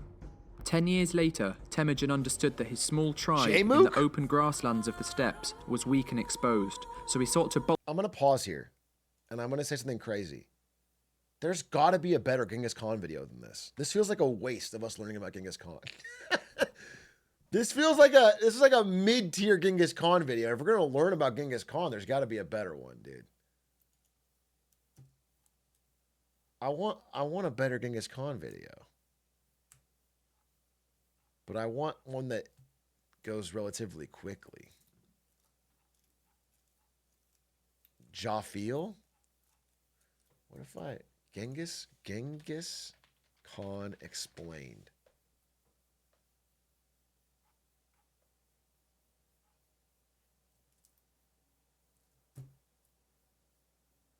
What is this? It's a TED Talk? Nomads he conquered subdued North territory as years. They appreciated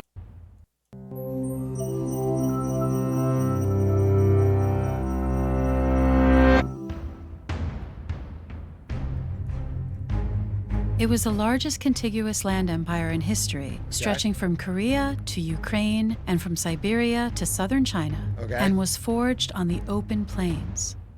In the 12th century CE, before the Mongol Empire formed, the East Asian steppe was home to scattered groups of Mongol and Turkic pastoral nomads led by Khans. The people herded sheep, cattle, yaks, and camels. They lived in felt tents and moved between summer and winter campsites. Nomadic women held significant authority. This guy turned Burning Man into the world's greatest army? That's crazy. They're just a bunch of sheep herders. Managing these migrations, many of the flocks, and trade. Meanwhile, men specialized in mounted warfare. These nomadic groups often fought each other.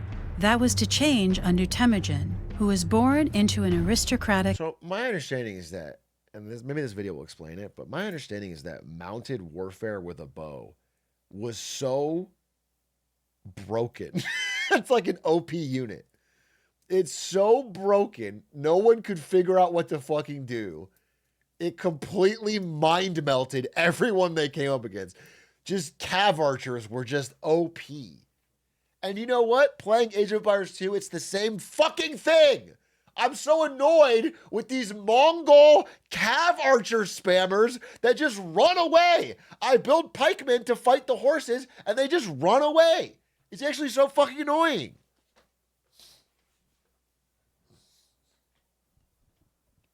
Mongol family. Despite losing his father at an early age and growing up in poverty, he quickly rose to power by forging strategic alliances with other leaders.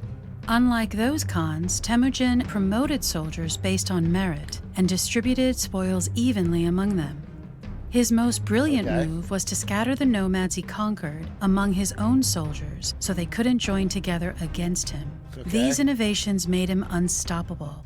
And by 1206, he had united the people of the Felt Wall tents and become Chinggis Khan.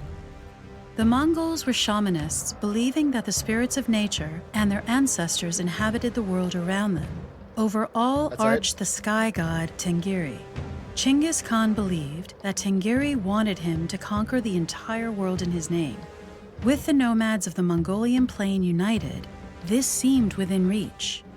Anyone who resisted the Mongols was resisting Tengiri's will, and for this insubordination, had to die. Under Chinggis Khan, the Mongols first subdued northern China and the eastern Islamic lands. After his death in 1227, the divine mandate passed to his family, or the Golden Lineage. In the 1230s, Chinggis Khan's sons and daughters conquered the Turks of Central Asia and the Russian princes, then destroyed 2 European armies in 1241. When he conquered Russia? Is he the only one to do that? Conquer Russia. Holy shit, they did. They invaded Russia and won? The ultimate go in winter? Holy shit. They did. They took advantage of frozen rivers for troop movement. They used winter against Russia and won. 1250s, the Mongols seized Islamic territory as far as Baghdad, while in the east, their grasp reached southern China by 1279. Life within the Mongol Empire wasn't just war, pillage, and destruction. Once the Mongols conquered a territory, they left its internal politics alone and used local administrators to govern for them. The Mongols let all religions flourish, as long as the leaders prayed for them. Although they routinely captured artisans, scholars, and engineers, they appreciated what those specialists could do and forcibly settled them across Asia to continue their work. The most valuable produce in the empire was gold brocade, which took silk from China, gold from Tibet, and weavers from Baghdad. gold brocade clothed the Mongol rulers, covered their horses, and lined their tents. Okay. The Mongols particularly prized gunpowder technicians from China. With much of Eurasia politically unified, trade flourished along the Silk Road, helped by an extensive system of horse messengers and relay posts. Robust trade continued at sea, especially in blue and white porcelain, which combined white pottery from Mongol China with blue dye from Mongol Iran. Oh yeah, that shit's But this was not to last. sick. Succession to the great Khan didn't automatically go to the eldest son, but rather allowed brothers, uncles, and cousins to vie for leadership, with senior widows acting as regents for their sons. By the 1260s, Chinggis Khan's grandsons were in a full-blown civil war over inheritance The and family always fragmented ruins the realm it. into 4 separate empires. In China, Kublai Khan's Yuan dynasty is remembered as a golden age of science and culture. In Iran, the Ilkhanate inaugurated the development of new monumental architecture and Persian miniature painting. In Central Asia, the Chagatai Khanate brought forth leaders like Timur and his descendant Babur, who founded the Mughal Empire in India. Interesting. And in Eastern Europe, the Golden Horde ruled for years, until a trading post named Muscovy grew into a major world power. Even though the empire lasted only a short while, the Mongols left a legacy of world domination that remains unmatched today. Trace the rise and fall of other powerful empires. Interesting. Interesting. Hey, thanks for the prime, Caffeine Cattle. The Golden Horde is a sick name. You can't get around that. All right, next video.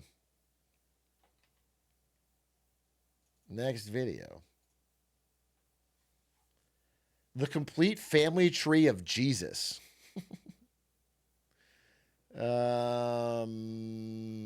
Deadpool versus Peter Griffin rap battle. I don't think we're gonna learn much from that. Let's see. Why every American kid sits on the same chair. I don't know about that. Does Russia's economy have a debt problem? Yes. Well, everyone does, so.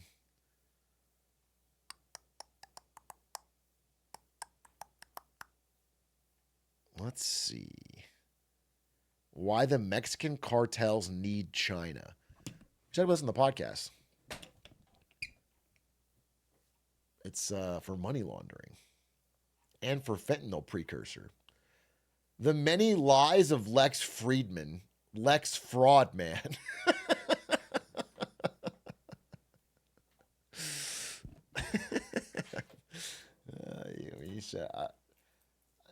It's not that I probably won't like this video. It's just that I already don't like Lex Friedman. So what is it going to convince me of? This is kind of like preaching to the choir. I tried to make sense of Cyberpunk 2077's water system. This could be funny, but I wish it wasn't 18 minutes long. We made our friend an international fugitive. Sounds kind of funny. Supermax contracts are quietly destroying the NBA. China's dark factories so automated they don't need lights. 5 minutes. With lights dimmed and no workers in sight, this car factory in China uses hundreds of robots to churn out dozens of electric vehicles an hour, 24/7. This is a dark factory, an area of the plant so automated. There's no way this can beat the real human touch, right?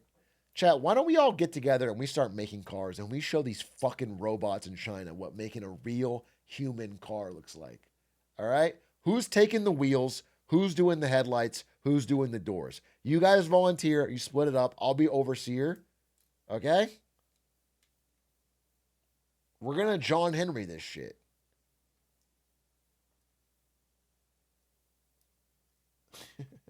I'll do the blinker fluid. And with so little human presence that, in theory, the lights could be completely shut off. Factories like this one are part of China's bid to use hyper-automation to dominate the electric vehicle or EV market. Smallest American parking lot. To use hyper-automation to dominate the... This is for a Target in... electric vehicle for or EV $1 market. tree, yeah. But the furious trade war between Washington and Beijing raises a key question. Who is going to buy all these new cars? For decades, the abundance of cheap labour explained why China was seen as the world's factory floor. But the economy is changing. The labor costs had been going up in China for many years. I think it happened faster than many people in the West expected. And so if you're a factory owner, you want to find a way to blunt the impact of that. And automation is one very obvious way. Rapid advancements in robotization has helped create what is now known as... It's just fucked because, look, hey, you're a business owner in America. You got a factory in America. And you're like, all right, well, I want to get the cheapest possible input costs. So I'll move it to China and they'll make it there for cheap. Oh, they're getting more expensive? I guess we'll automate it. But then it ends up with the automated factory being in China. Like, we don't get the automated factory here. So if they have all the manufacturing capability and the expertise and the... Do you know what I'm saying? Like, you could have just stuck it out in America until you could automate it. And now they get all the factories. Dark factories. 当我们在汉装车间有800多台机器人同时在工作，这里边呢几乎可以实现完全关灯生产。 This is Zeekr, a Chinese luxury EV maker founded in 2021, whose cars cost up to $125,000 apiece. Yikes! In its flagship factory in northeastern China, the automaker can already produce up to 300,000 cars a year, or more than 800 cars a day. For comparison, Tesla has similar production levels, but it took more than a decade to achieve this volume. For Zeekr, robotization has a double advantage. 那我们也要面临人员的成本的上升，那我们希望能够通过自动化的方式，能够帮助来提高更高的产品，更低的这个制造成本。 Some tasks still require a human touch, such as the meticulous assembly of the cables that run throughout the car. Workers also go into the factories to perform tasks like robot maintenance. The company's ambition is to keep automating, to deliver its cars to customers even faster.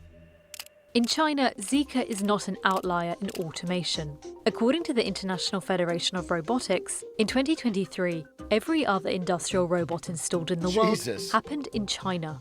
The country's level... Wait, what? Industrial robot installations 2023, thousands of units. It's cut off, bro. Look. That's crazy. Holy fuck. Levels of robotization have grown sevenfold since 2015, when President Xi Jinping introduced a Made in China 2020. Wait, what is this guy say? Last week, I saw 2 BYD cars at my dad's small town. It felt like seeing silk from the Silk Road for the first time in the 1500s.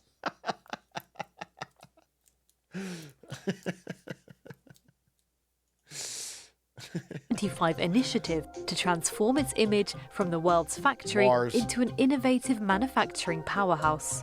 And the aims are to be able to produce more of what China needs at home and to get to a level of technological advancement where they don't need to rely on the US and Western countries anymore for inputs, or to reduce that reliance as much as possible, and even to be able to produce enough that they can export. And part of that was to have robotics play a larger role in the Chinese economy. Yeah. Some American automakers believe China's widening EV lead, boosted by cheap state loans and subsidies, poses an existential threat to the industry.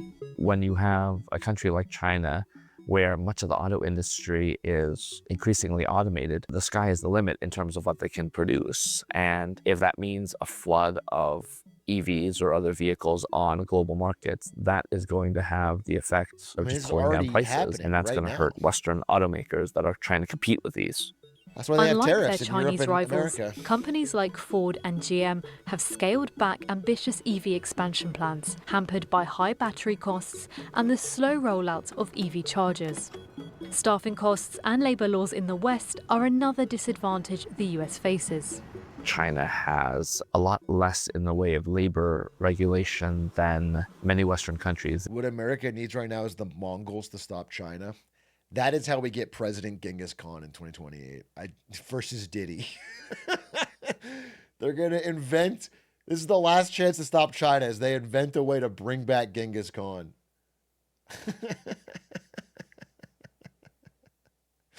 To try and take down China. They don't have labor unions to deal with in the same way, so there are fewer impediments to automating. But China's EV landscape is a crowded space, and fast robotization makes this competition even tighter. Chinese companies already turn out more EVs than all other car makers in the world combined. But Western concerns about Beijing's EV expansion have, so far, largely kept Chinese brands out of their markets. Countries that have friendlier relations with China, like Brazil, countries in the Middle East, in Africa, in Southeast Asia, are worried as well about their own domestic industries and don't want to see a flood of Chinese products undermine those industries. If you have automation enabling China to go even faster and produce even more of this stuff, then this political problem becomes perhaps even greater. As a result, most of these cars are... It's just crazy. I talked about this a couple times, but like a different president who understood how to negotiate and understood how to think about it from someone else's POV could have found a world very willing to listen to a global China car tariff. He could have gone around country to country and gotten everyone on board, and it would have seriously hampered China's growth. And like it was actually slam dunk. There's so many countries that would have been on board with it because it impacts them too. But now that they are all pissed off, BYD is just flooding in. I mean, they're just, it's just wild. Sold inside China, making overcapacity a huge issue for the industry. But this doesn't dent Zeekr's confidence in China's capacity to consume. 已经是10几年全球最大的汽车市场，消费的、购车的，包括对车辆智能化、电动化、智能化的这个发展，对这些产品的需求增长非常快。那我们还是能够。Okay, thank you. Next video. Interesting. We learned something. GS Saturday. Oh, why boredom is good for you. By Veritasium 7 years ago. I'm bored already. I can't watch that.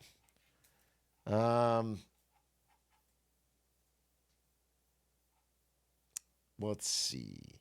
How the government tricked 2 YouTubers into killing a man in public.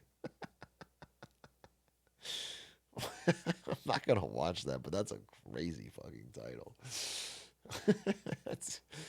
The government tricked YouTubers into killing a man? The scam that hit every adult in Canada? That seems kind of interesting. Over the last 5 years, since 2020, pretty much every graph you can think of has looked weird. Oil prices briefly went negative, and then they skyrocketed. Public transit use has fallen off a cliff. People have been spending a lot more on restaurants and buying a lot more stuff online.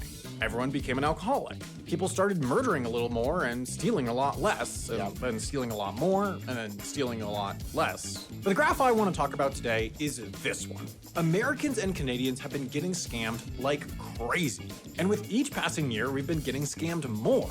Of course, it's no surprise that giving Mima an iPad and access to the internet basically guaranteed that her brain would get one-shot by an AI-generated image of her grandson begging for money. Sure. But what's interesting about this precipitous rise in scams is how sophisticated... This makes it seem like the grandma's the stupidest fucking person alive. But actually, these scams have gotten so advanced. They'll find a voice clip of your fucking son or daughter, and then they'll train the AI on it, and then they'll have it call you and say, "We've got your kid kidnapped," and it'll play the voice clip. And like, unless you're fucking up to date on that shit, like they're getting crazy with it. They can absolutely put the fear of God in you, and especially when you're someone close to you's life is on the line, you're not thinking super critically. Her grandson begging for money, but like literally good to have a fucking safe word or something like you can actually trust it's me code. What's interesting about this precipitous rise in scams is how sophisticated the industry has become. It isn't just a few people in an apartment calling up retirees and tricking them out of their life savings. These new scams are run by highly effective international organizations of thousands of people, and none seem quite as widespread as Canada's CRA. Glizzy. You're actually kidnapped and you have to tell your mom Glizzy before she'll send you the money to get you out. Glizzy, Mom! Glizzy! It's me, Glizzy! Yeah, I don't think that's a good one.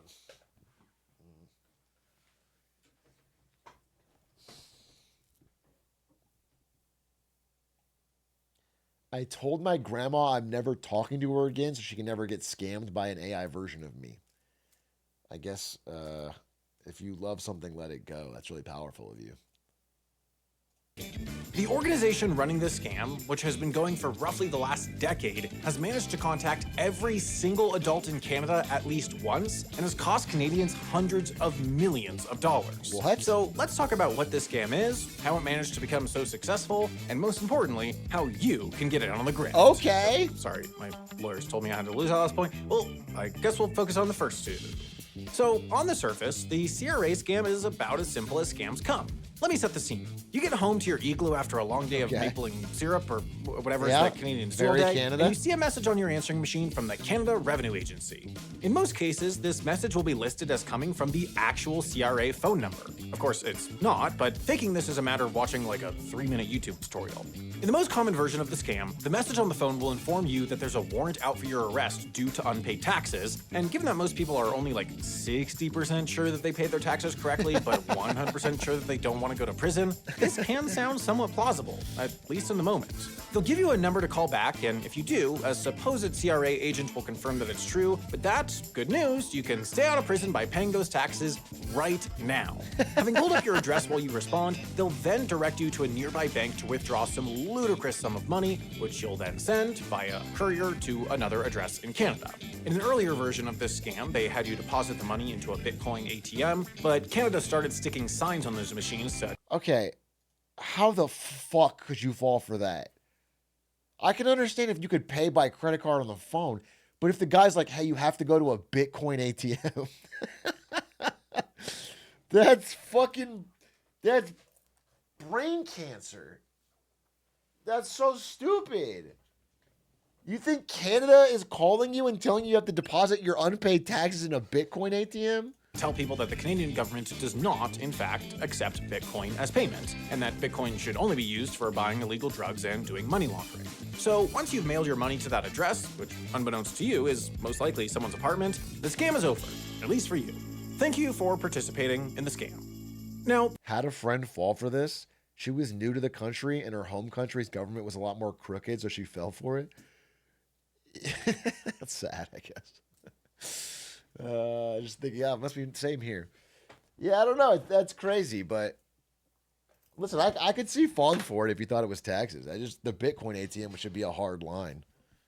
That just takes a little bit of common sense. This all sounds pretty straightforward and not particularly sophisticated. But the success of the CRA scam isn't in its surface level execution, it's all about what's happening behind the scenes. Because unlike scams of yore, the CRA scam is operated by a massive network of people, and these people are organized in a structure that makes it systematically impossible to actually stop the scam from happening.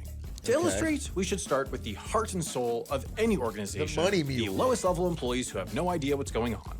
In the CRA scam, these are the money mules. Remember how, when you got scammed a minute ago, you mailed your money to a random address somewhere else in Canada? This was the house or apartment of a money mule, a person whose job it is to receive your money and hand it off to someone else in the organization. Now, of course, as soon as you realize that the Canada Revenue Agency doesn't operate out of a single studio apartment in Ottawa, you'll probably send this address a second lovely package, the police. But when the police arrive, there's a very good chance that your money mule will be just as surprised as you were.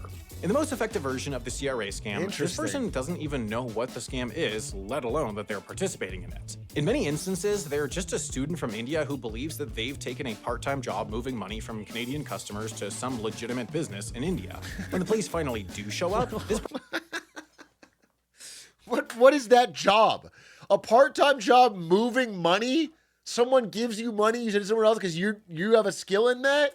What job is that? That's not a job.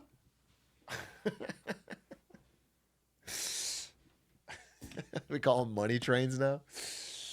Someone's got to do it. Doesn't No, know no one's got anything to about do who it. they're actually sending money to, and that money is already gone. Where? Well, it's been picked up by the organization's inner mules, who are responsible for getting the money out of Canada and back to India, where the scam was organized. They do so using what's called a hawala system, a 700-year-old informal banking system that can move money across borders without any kind of government regulation or Yeah, it's the formal same as record. the A hawala the system Chinese works one. a lot like a traditional banking system, but is regulated by honor and personal connections instead of, like, actual laws. There's a network of hawala brokers around the world in cities with large Indian diasporas who can transfer your money to any other city that has a broker in their network. All you have to do is give them the money and a password, and then your recipient can pick up the money from their broker as long as they have the correct password. Of course, the money was never actually moved, and therefore can't be traced by real banks or government agencies. It was just an informal agreement between two hawala brokers over the phone. Turns out that the threat of your family being mad at you is pretty much enough to regulate an entire international banking system, in case we were looking for a punishment for financial crimes besides you get $700 billion. Right. At this point, the money has made it back to India, which is where the phone call came from in the first place. Most likely it came from one of several dozen call centers in either Mumbai or New Delhi, staffed by 10 to 20 people, and set up in either an office, apartment, or hotel room. Importantly, though, these 10 to 20 people generally don't make any of the initial calls. This is done instead by a robo-dialer, which works its way down the list of Canada's 31 million or so registered phone numbers, leaving a message from the CRA. Oh my That means God. that the callers inside the center only need to speak to the small fraction. This is so complex just to fucking farm Canadian old people. That's crazy. They said at the beginning that every Canadian has been contacted at least once. That's crazy. What happened to old school human scammers, you know? When did the robots come and take away the job of like a real honest to God hardworking blue collar scammer? You put some thought into what they say to try and trick you. People convinced enough to call back, freeing up capacity for other callers to do real-time research on the victim, like where they live or what they do for work. And distributing these callers across several dozen centers in different cities isn't a mistake. These centers can be set up and dismantled in a matter of a few hours, so if investigators catch on to one, the other callers can quickly shift their operations and the investigation goes cold. You might manage to make a few arrests, but the rest of the system remains intact, and the leadership, who are never on site and likely not even in the country, are effectively impossible to find. That's Of wild. course, the CRA scam isn't the only one operating at this scale. There are similar. Do you think the leadership sits in a dark room like this with 4 monitors outside of India, just watching the whole thing and laughing maniacally? I think this is a good image of. I think this looks like my viewers. Of course, the CRA scam isn't the only one operating at this scale. There are similarly sized, if not even larger organizations operating out of places like Myanmar, Laos, and Cambodia, often setting up massive Starlink-powered slave compounds to defraud the Western world with only the efficiency that Elon Musk could manage. As these organizations grow larger and get increasingly sophisticated, their tools for targeting victims also get more effective. They've started, for example, purchasing contact data, like your phone number, email, and home address, directly from data brokers who can legally scrape that stuff from the internet and sell it to scammers for profit. This is why I've started using this video sponsor, Incogni. Ah, fuck. You got me. You fucking got me. That was interesting. That was interesting. That was interesting. More learning, more learning. Our brains must get bigger.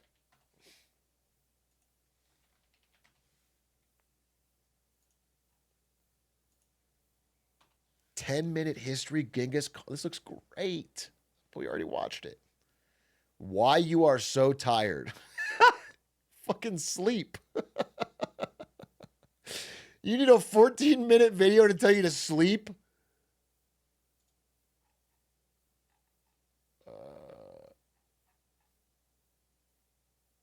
The wildest soldiers of World War II. Is Monopoly really that bad?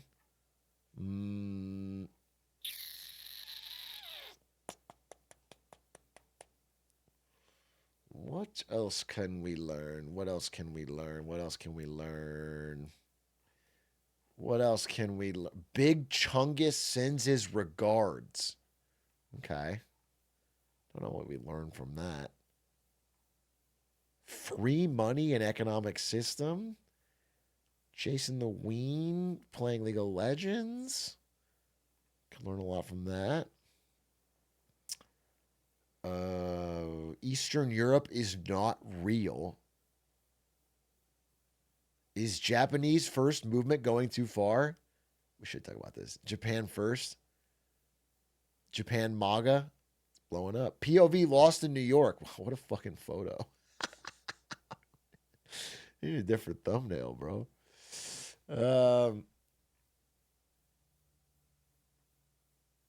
Volkswagen's in a crisis. I think we get it. How Brazil dominates sugar production without burning fields. This is actual sugar. Most of the world's sugar comes from sugarcane. But the plant is so difficult to harvest that farmers usually set their fields on fire first. What? That's to get rid of leaves so they can easily collect the valuable cane, full of sweet juice. I did not know that. In Florida, the biggest producer in the US, the smoke clouds can be seen from miles away. We estimated that between 1 and 6 deaths likely happen across South Florida as a result of sugarcane fires. What? That's it used to be the same story down in Brazil, the largest sugar producer in the world. But a few decades ago, farmers figured out how to harvest without burns. I think Florida sucks. I'll say. I'm sorry if you live there. I've lived there. I lived there for 3 years. I just feel like Florida's an L, dude.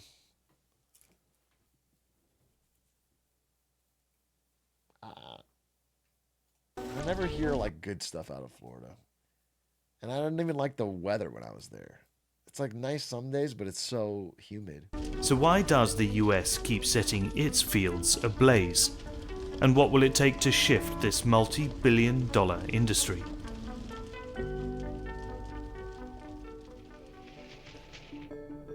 For centuries, workers across the world harvested sugarcane by hand. Clearing tough leaves with a machete was time-consuming and took a toll on workers' bodies. Someone starts being a Burning made it much faster and saved companies money. It also helped drive out unwanted pests like insects and rats. But nowadays in Brazil, most farmers harvest it raw without the need for burning. Okay. The method is known as green harvesting. E a cana é cortada em pequenos toletes, que a gente consegue ver ali depois em cima da carga. José Leandro manages nearly 80,000 acres of sugarcane in Sao Paulo. Hoje uma colhedora colhe aí por volta de 1.000 toneladas por dia. 1,000 tons a day? Colhe aí por mais de 100 homens.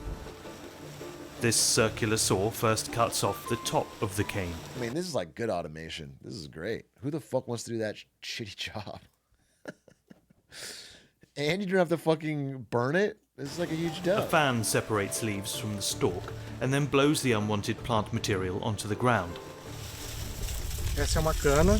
Aqui são as palhas que são retiradas na hora da colheita mecanizada e ficam no campo, juntamente com essa parte também que fica para virar matéria orgânica e adubar os canaviais. Okay. Brazil's red soils are dry and low in organic matter. The leaves shield the ground from water loss and erosion and keep it rich in damn, that's so big. A gente não consegue nem ver o solo. A palha fica toda cobrindo o solo. Raw cane also retains the valuable juice for longer. The juice. É muito legal ver a diferença do pessoal que trabalhava com um facão, hoje operando essas máquinas grandes, super tecnológicas. Tiago is the agricultural director of this farm. He's proud of the changes they've made, but he and Jose recognize there are downsides. A partir do momento que você não queima o canavial, você tem os inimigos naturais de algumas pragas que nós temos no canavial aumentando e cada vez mais presentes. Many farms have to rely on pesticides to keep them out. Yeah, that's a problem. The raw cane is also harder to process because it has extra leaf litter and impurities. Dude, there's just no way like that we're constantly spraying all our food with a cocktail of pesticides and it doesn't get into our bodies in some way. There's just no way, right? I'm not I'm not an expert here, but the idea that we're industrially spraying constantly our entire food supply with multiple different pesticides, and then it's just fine. Like it only affects the bugs. That can't be true. That just can't be true. It's designed to kill creatures, and it's extra flavor. Factories had to develop new chemicals to break it all down. A indústria ela teve que ir se adaptando, né?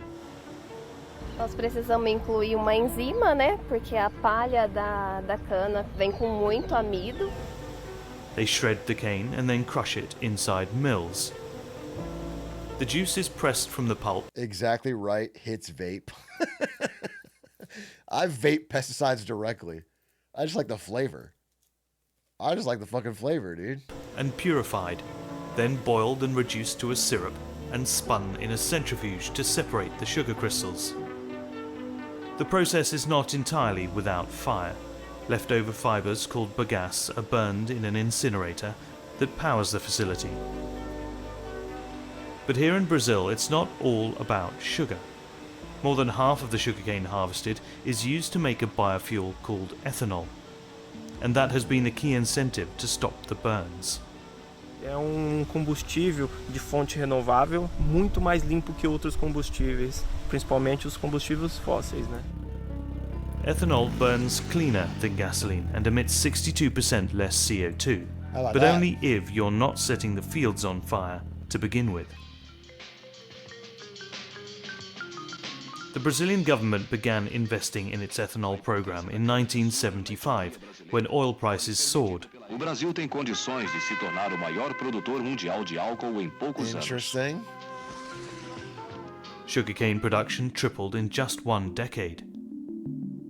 The second production spike came in the 2000s, when the government invested in flex fuel cars that could run on ethanol alone. Oh, interesting. Since the 70s, the amount of land used for the crop grew 5 times in size, mostly in the state of Sao Paulo. But as the farms spread, so did the burns. That made Brazil's ethanol a hard sell in international markets, as more countries were looking to reduce greenhouse gas emissions. In 2002, the state of Sao Paulo signed a law giving farmers about 3 decades to end the burns. You got 6 years New left. public policies, government funding, and a spike in foreign investments helped farmers phase out burns. And it worked. By 2014, 90% of the cane in Sao Paulo was green harvested.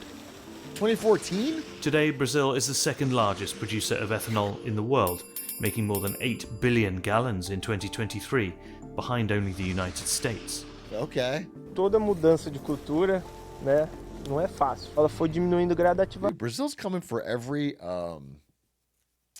blue collar American export. Like they're like the second largest producer of beef too, I think. Corn, soybeans.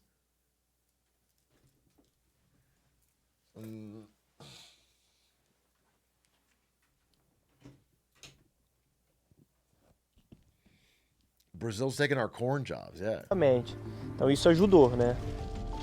But burning is still practiced in many top producing countries across the world, including India and Thailand. And it's common in the winter months in Florida, where large sugar companies like US Sugar and Florida Crystals operate. Florida Crystal? Residents who live near farms often see giant clouds of smoke forming from their backyards. Dude, that sucks. Dude, what a beautiful landscape. Just the fucking gorgeous scenery of Florida, dude. Farms the massive smoke cloud from the burning often see giant clouds. sugarcane farm of smoke right over to a McDonald's. It's just forming this from is their just backyards. And this will Chef's continue on kiss. throughout the day. Spread it over hundreds of homes. The plumes are so large you can even spot them in satellite imagery. The state issues more than 8,000 permits for burns every season. Most happen in the rural region of Palm Beach County known as the Glades. On windy days, burns aren't allowed, but when there's only a breeze, they are permitted if it's blowing inland, which keeps the smoke away from the more populated, wealthier areas. As long as it's blowing it on the pores. Of course, dude. You can blow the smoke on the pores, but...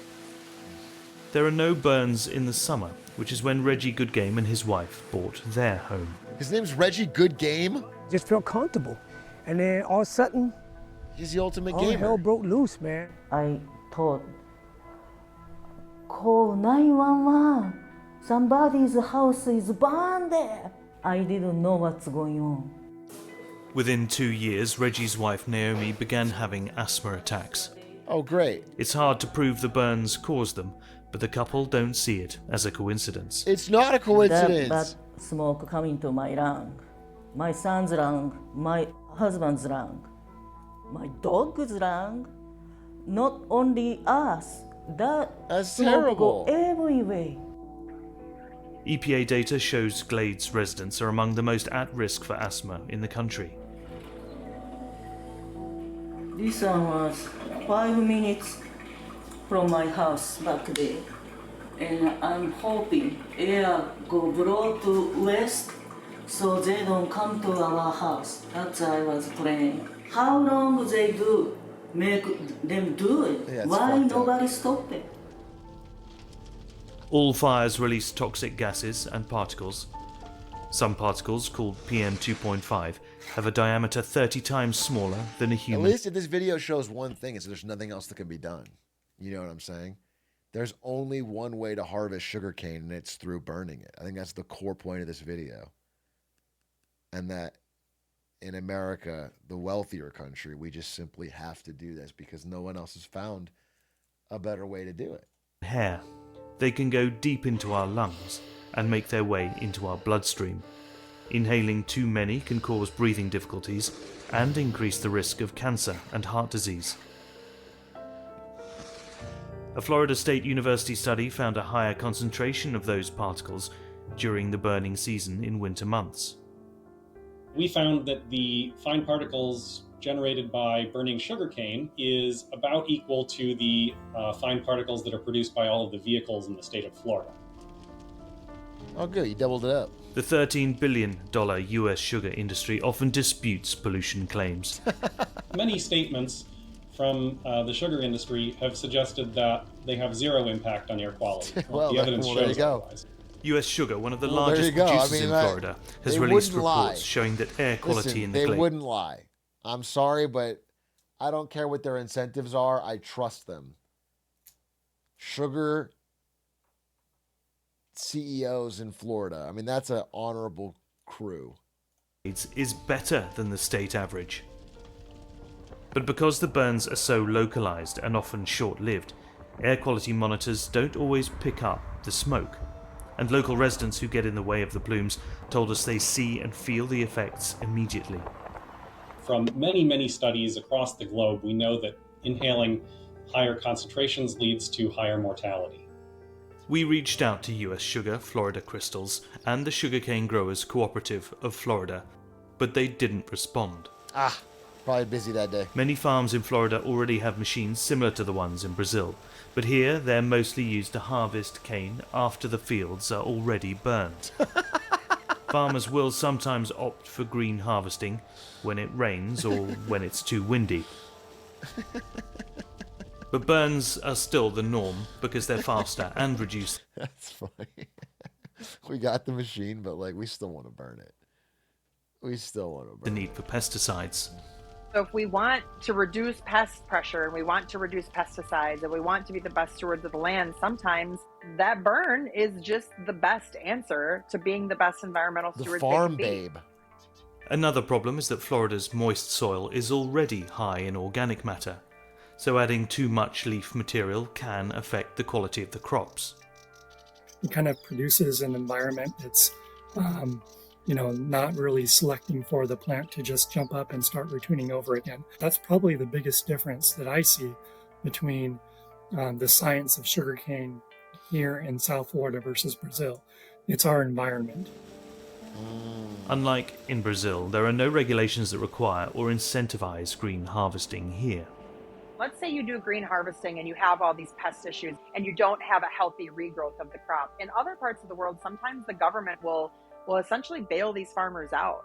So, I mean, if they would really want us all to switch to green, there would need to be a lot of tax dollars being spent to the farmer when their crop fails.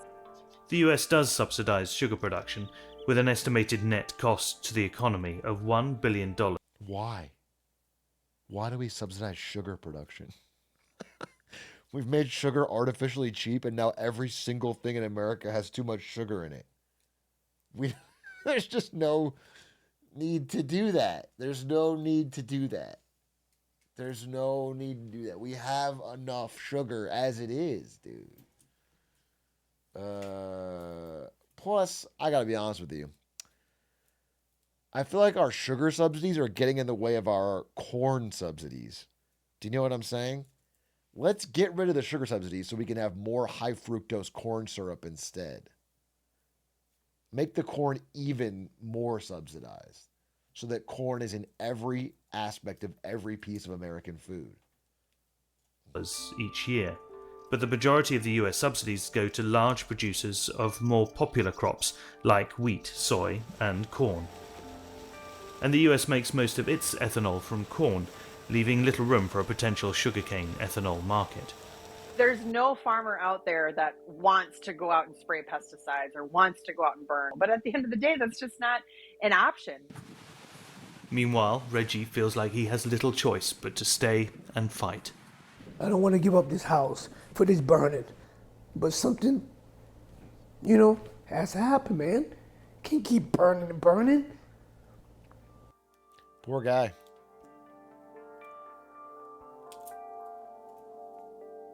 That's unfortunate. There's no other option.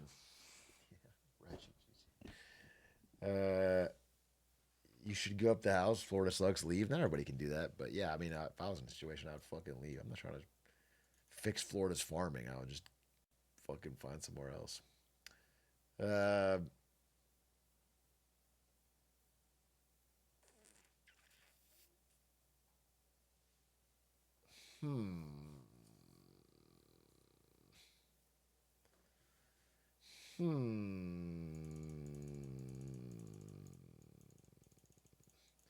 It is crazy that Brazil has all these cars running on ethanol.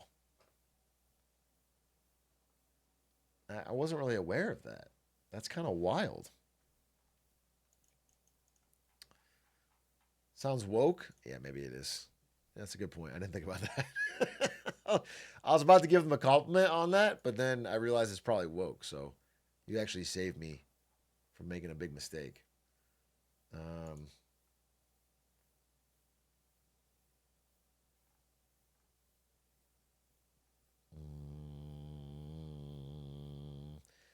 The Great Depression hobo stew.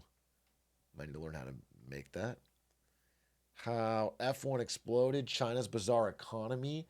It's illegal to grow this kiwi. Sounds kind of interesting. What do I want to learn about? What do I want to learn about?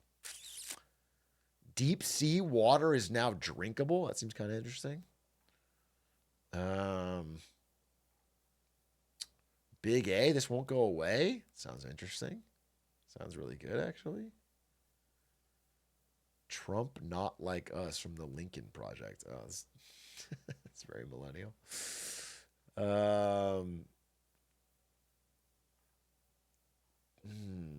What do I want to learn about, dude? What do I want to learn about? It's Get Smarter Saturday, baby. We need to fucking pay to lose esports team.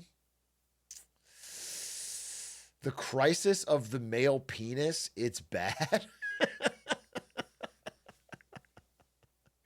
Okay. Okay. That's interesting.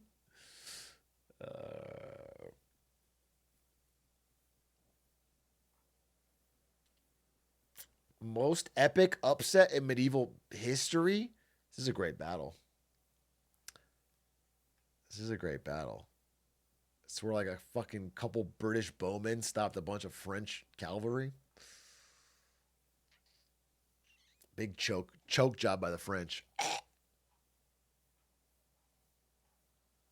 I was there. Yeah, I was there. I was like, guys, what if we just take a commanding position on this elevated high ground and then put spikes in the ground to disrupt the horse charges? And they were like, guys, that'll never work. You're fucking dumb, Atrioc. And I was like, just try it. And then later they're like, I'm so sorry, bro. You were right about that. You were so fucking right.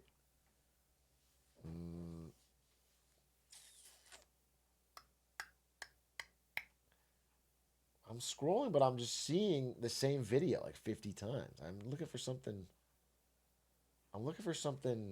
chef's kiss, dude. I'm looking for something that really fucking is going to crackle our neurons. How does the Simpsons house actually work? The U.S. national debt crisis explained with bananas. This is Uncle Don, and he's got a huge problem. See, Uncle Don's jungle owes a lot of bananas to many, many creditors. 37 trillion bananas, to be exact. Okay. Now that's bananas. Just get a banana farm!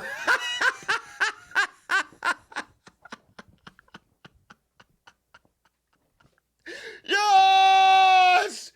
Woo! Plus, there's a fucking wave as far as the eye can see. People doubled over in different fucking computer chairs across the country. Yes, dude. Plus 10 million channel points. World hunger solved. Funniest comment in Twitch history. That's over 1,000 times more bananas than there are monkeys on the entire globe. Potentially even more bananas than stars in the night sky.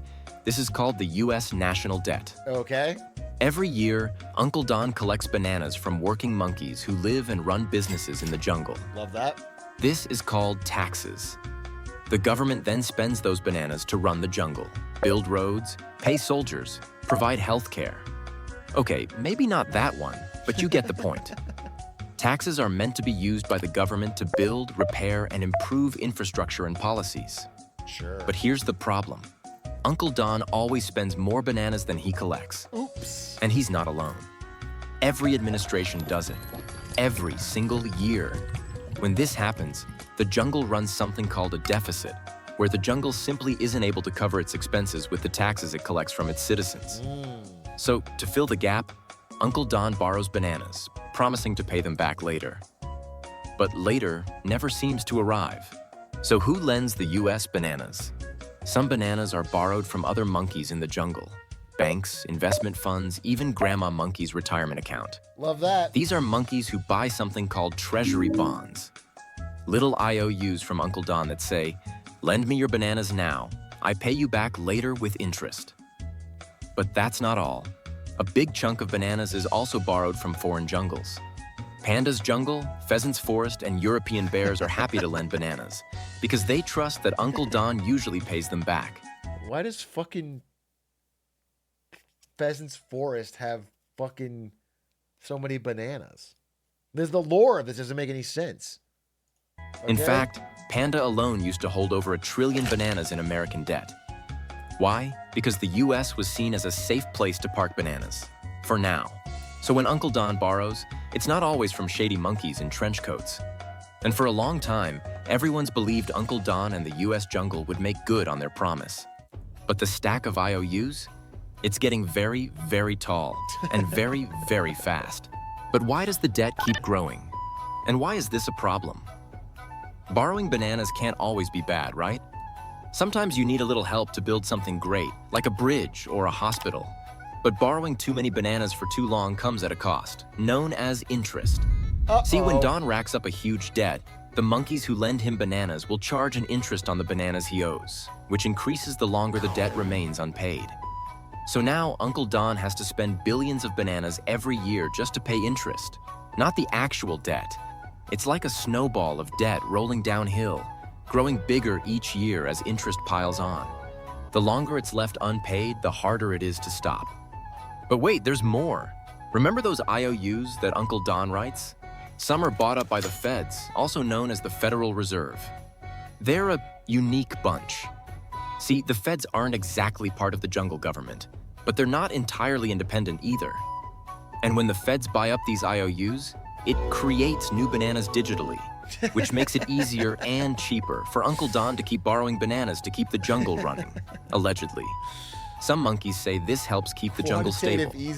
Others say it just enables the government to continue its unchecked spending.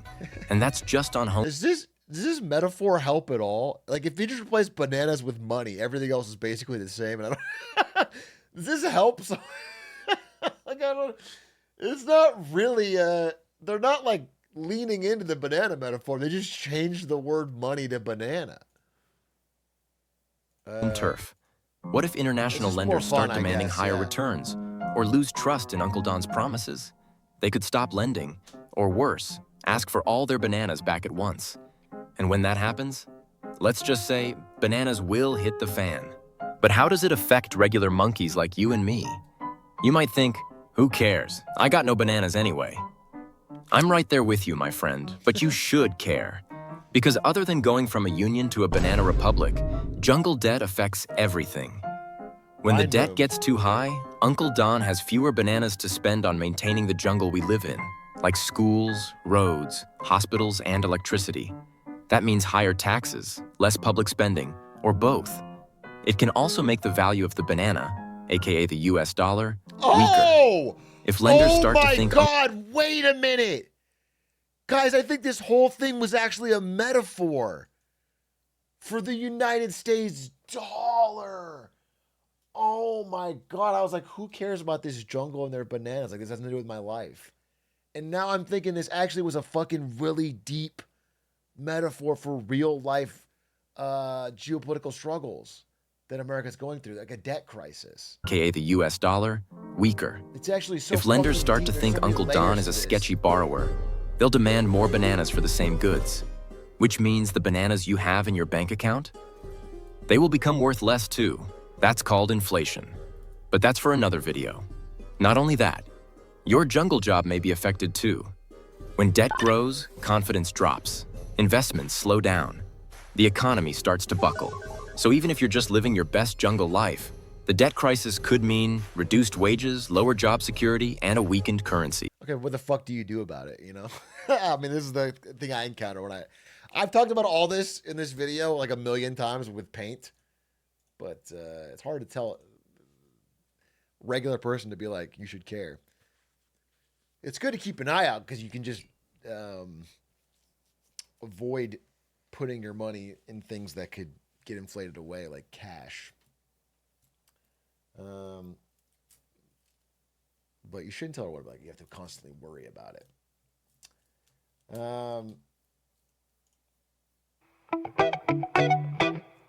I'm looking for a fucking banger of an app, dude.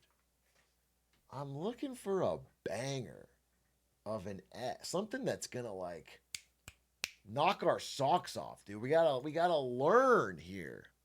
Oh, there is a new Vsauce. Hey, Robert Stacks, thank you for the gifted. There's a new Vsauce.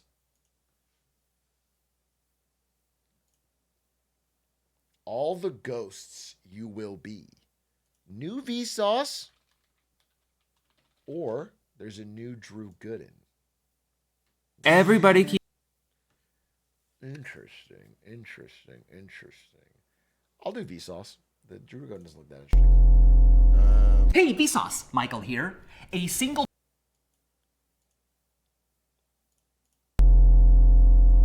Vsauce, Michael here. A single piece of refined flour is, on average, just 82.67 microns wide. Okay. That means a 5-pound bag of flour contains about 2.7 billion individual specks of flour dust.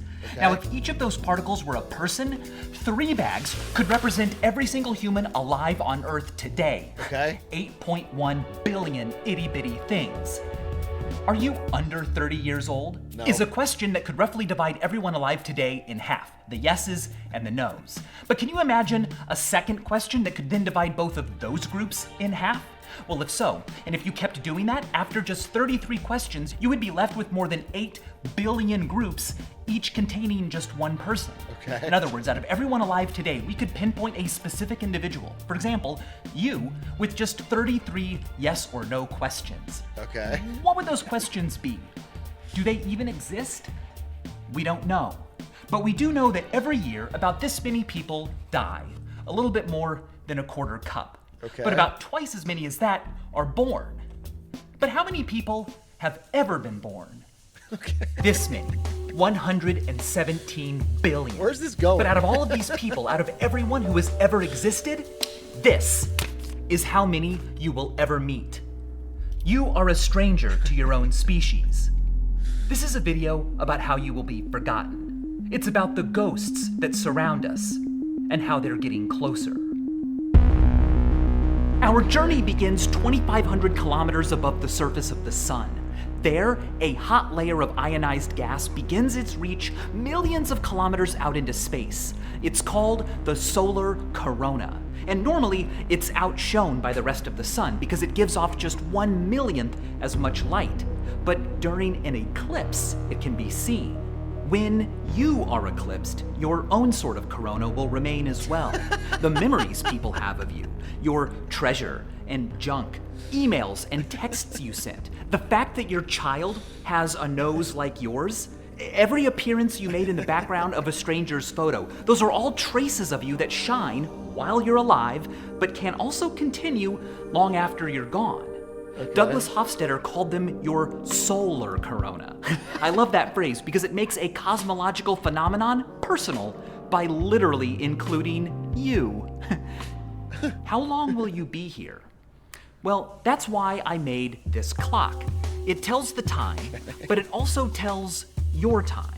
Just answer a few questions and then, when it's ready, push the red button and the clock will begin counting down the seconds you have left to live. Oh, that's approximately. Now, whenever you want, you can switch it to show the time, but that's not nearly as fun. Also, this clock never forgets. If you take away its power, it'll go dark, but it's still thinking about you. Next time you plug it in, it will pick right back up where it should be. Now, if you would like a practical, retro memento mori, you can pre-order one of these. Oh, they're selling now. it? Omnis vulnerant ultima necat is Latin, and it refers to these passing seconds. Okay. It means each of these wounds, the last kills. Mox nox means soon it will be night. And it will.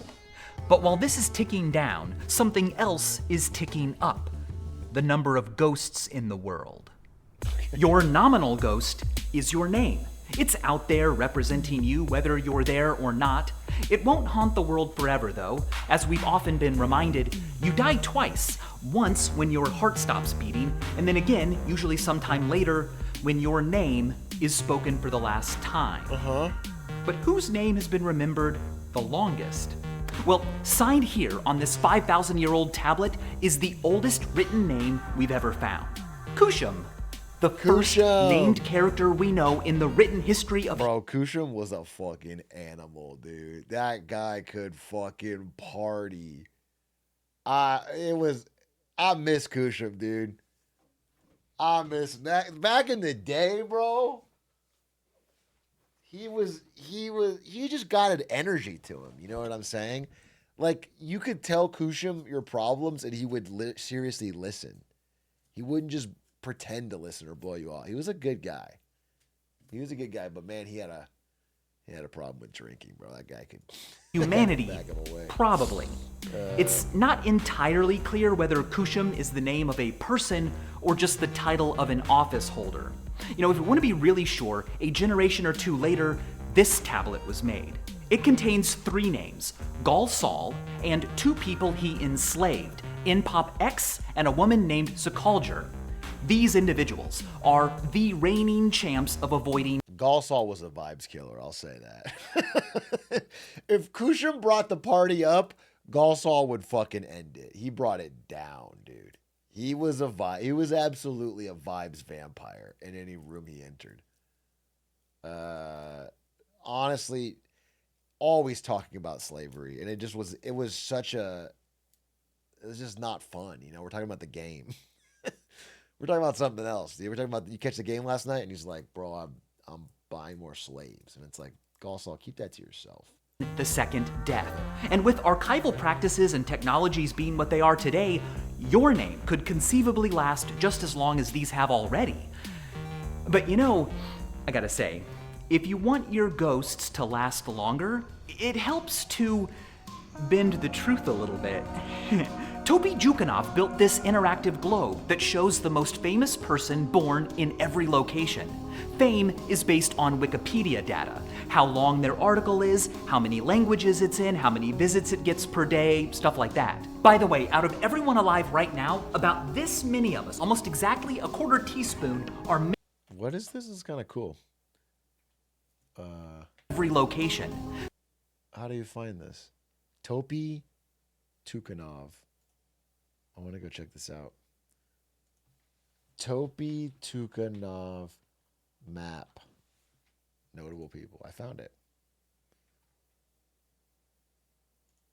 Let's see where the most notable person is from where I was born in Arizona.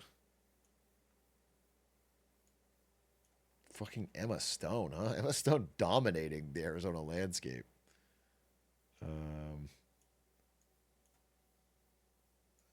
Arizona not that good, actually. We got Emma Stone and Joe Jonas kind of punching below our weight. I'm not recognizing Jenna Jameson. Jenna Jameson, Emma Stone. Jenna Jameson is in Nevada. Interesting. Jake Gyllenhaal was born that south of Texas? What about someone in Antarctica? This is kind of a cool idea for sure.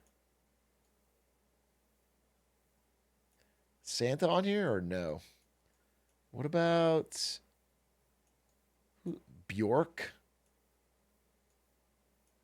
Dude, there's like some parts of the earth where there's just nobody famous. It's really sad, actually. Imagine not having a chance to be famous. The greatest thing you could be. A lot of Russians here in Russia. Can you look at Europe? Bro, Europe's probably a tough one. Because Europe's a relatively small area, but with a lot of... dude, Hitler and Mozart. Two sides of a coin, huh? Albert Einstein, Arnold Schwarzenegger, the 2 Gs. Sigmund Freud, Ludwig von Beethoven. I assume on here there's a YouTuber somewhere, right? There's got to be a YouTuber. If like Arnold Schwarzenegger's on, there's got to be a YouTuber on here somewhere. Oh, what about Mr. Beast? Mr. Beast has got to be on here, right? But is he listed as Mr. Beast? Where is Mr. Beast? Was he born in North Carolina? Where are the fucking Carolinas? Where? I can't find it. Where's PewDiePie born? PewDiePie might be there. Felix Heidelberg?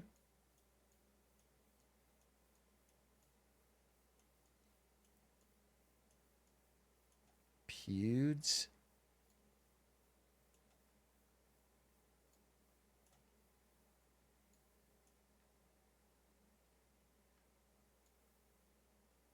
Where was Pewds born?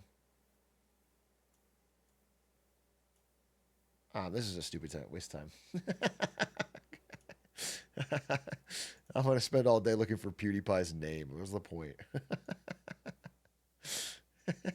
Fame is based on Wikipedia data. How long their article is, how many languages it's in, how many visits it gets per day, stuff like that. By the way, out of everyone alive right now, about this many of us, almost exactly a quarter teaspoon, are mentioned on Wikipedia. Now let's zoom in on Stillwell, Kansas. Eminem! Ooh, hey there, good looking. But here's the thing. I wasn't born in Stillwell. I grew up there.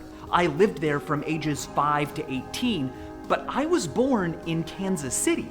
For a while, a lot of things online said that I was born in Stillwell, so that's probably how I wound up here.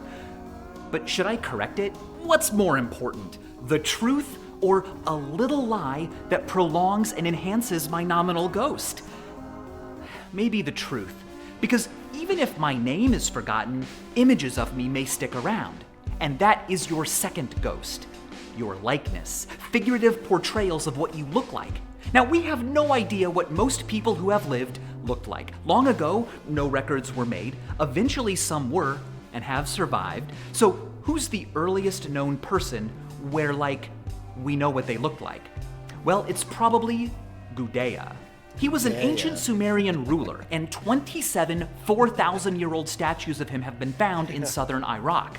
They stand out not just for their craftsmanship, but also for the fact that earlier depictions of human forms are either more abstract or generalized. But because these depictions of Gudea are more realistic, are so similar to each other, and have been found spread so widely, it's tenable that they're similar to the actual face of the actual individual as he appeared in life. Dude, Gudea had to be like the fucking craziest narcissist that's ever lived.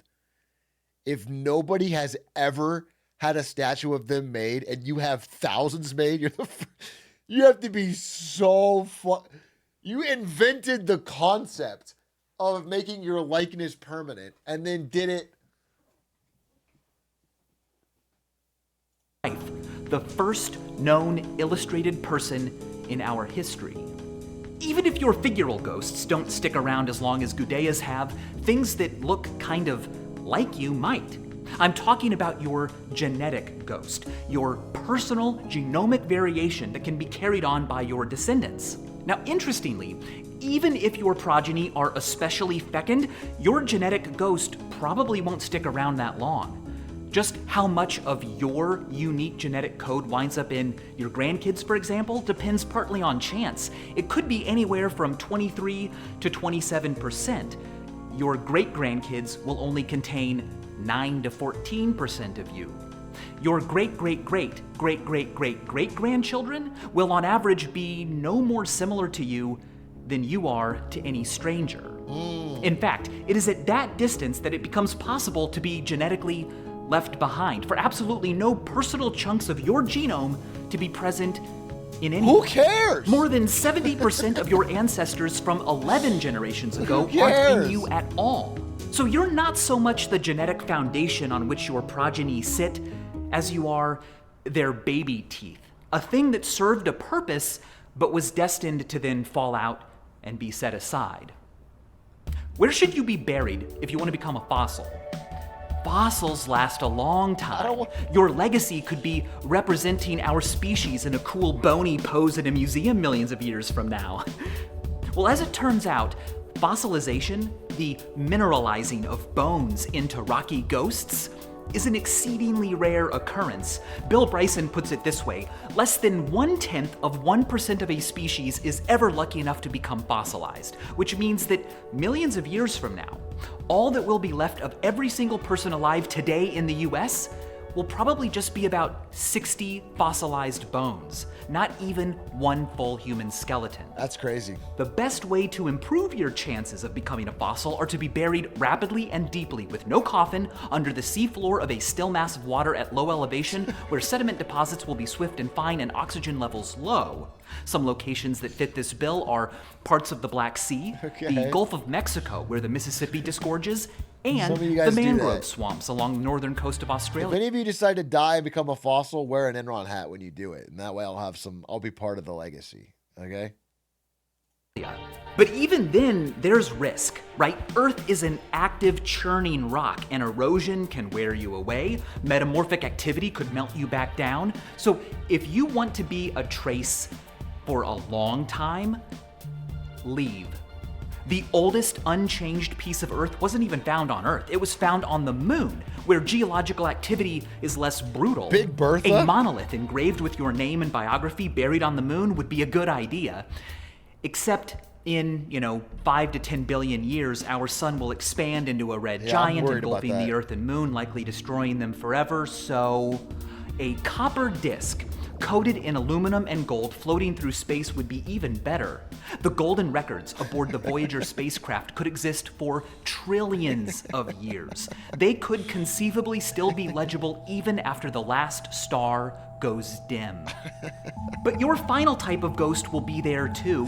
It's what I call doing all that to have your name survive trillions of years just so some fucking alien in the year 1 trillion catches that disc out of the air and goes, "What the fuck is this?" Throws it in the trash. What is this? Fucking space trash. Like, what the fuck is your ripple ghost, the diffused domino effect of all of your actions. There will be people, for example, a century from now, who could enjoy the shade of a tree you planted without ever wondering who put it there. The butterfly effect effectively guarantees us all a sort of anonymous, minute immortality. Just by being born, technically, you changed the universe irrevocably. The tiny and subtle but very real way your mass affects the planet Saturn right now will contribute in some extremely small way to exactly how and when its rings collapse. When the universe enters its heat death and it's the same temperature everywhere, the arrangement of matter in the universe will be the way it is because you existed. There will be no minds to observe it, so you won't be remembered, but you won't be annihilated. But so what? So what? Oh, I've got ghosts that stick around. Newsflash, buddy, I'm not my ghosts. Okay, first of all, yeah. That's exactly why talk of fame and legacy gets so fizzly. For what? I won't be around to enjoy it, and eventually no one will be. But True. Secondly, that's actually a pretty good definition of the self. You are everything you take with you when you die. Your secrets, the things you could have done or said but never did. That's what you are. Now, you could desperately try to do as much as you can and leave as much on the table as possible, but life is short. Too short? Well, Derek Parfit has pointed out that the brevity of life probably has nothing to do with its meaning. If your life was twice as long, would it have twice as much meaning? If we were all immortal, would the meaning of life... If my life was twice as long, I could fit in twice as much TikTok scrolling and play twice as many video games. I could have spent 8 years in college playing League of Legends. So yes, my life would be way better. I would have much more of a measurable impact. So it's a simple question. Suddenly be obvious? I could add twice as much value to shareholders. If I lived to be 200 years old, I could really fucking gift a huge chunk of it to a single corporation. And I just can't, when I only have 60 to 80, it's not enough. No, meaning is separate from the sheer participation we crave. We just want to keep playing this game. And there's never been more game to play. Staggering amounts of what we want to experience have been tamed into beasts, so lightweight and so fast that, like ghosts, they can pass through walls. The soy bomb only lasted 36 seconds. Soy bomb? But because a digital ghost of it lingers in Earth's largest haunted house, an average of 40 people have seen it every day for the last 30 years. Old music started outselling new music for the first time in 2015. Today, we each spend an average of 7 hours and 3 minutes a day in a haunted house full of avatars and messages from the living and dead alike. People and ideas and art in the past have become not just accessible, but accessible. We are on these ghost portals so much it's become pretty much the only way anyone finds companionship anymore. For crying out loud, more people on this planet own cell phones than toothbrushes. Documentality is the word Maurizio Ferraris gave to his ontology of traces, but it's also a great word for the... I feel like this video is just a collection of random facts loosely tied together. It's not bad. I you know, it's interesting. I'm going through it, but it just feels like there's 21 minutes of random facts, and they're just being delivered at me in an aggressively high energy way, and they're not really connected. There's not really the extent to which day-to-day life in a society happens as documentation. In a society of high documentality, nearly every transaction, click, step, every memory, everything said or done is vulnerable to recording or simply comes into the world already pre-remembered. Not as an ephemeral oral exchange or a haphazard note, but as a high-fidelity, time-stamped, cataloged artifact. In such a world, it shouldn't be surprising if it starts to feel like there are more things you've said than things you could say.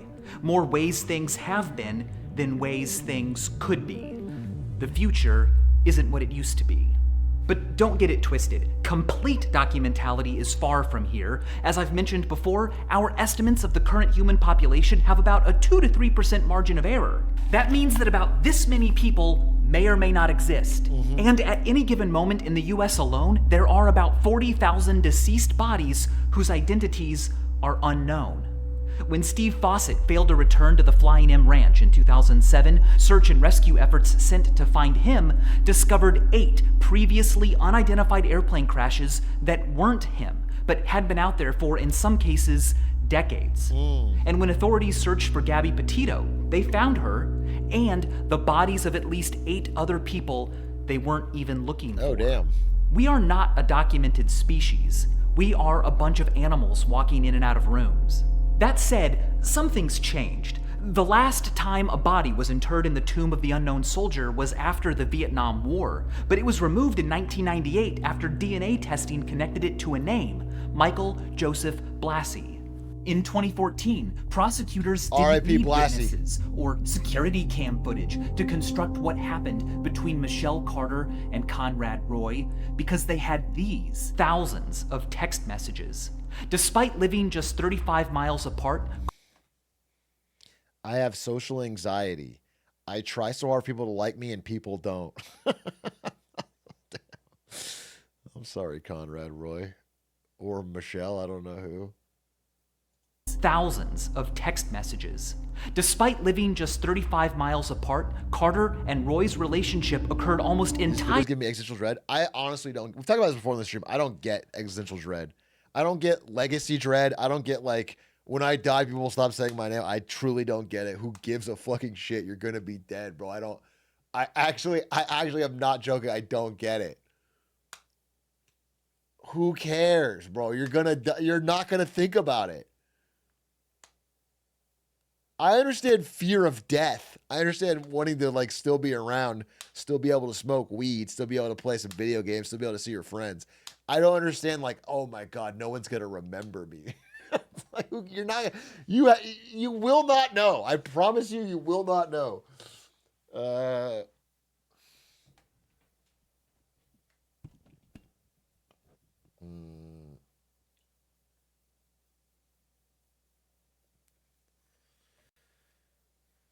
But what is it all for? Clearly through text. So these are not pieces of their relationship. They're not evidence of the whole story. They are the whole story. These messages aren't missing the glances, the nods, the way he or she said it. This is all they each saw. And we have it all. An entire human relationship that happened as and still is undying documents. They're all online. Just a few taps deep in the world's largest ocean of documentation. And we just keep filling it up, turning more and more of what we do and see into ghosts, not just to remember, but to experience. When we instinctively watch events through our phones, it's not that we aren't living in the moment. I do feel like when I die, I will look back and regret not watching more concert footage filmed on a phone. I will look back at that. I will feel like, damn it, I wish I had just spend a few more hours of my time watching someone else's blurry 30th row concert footage.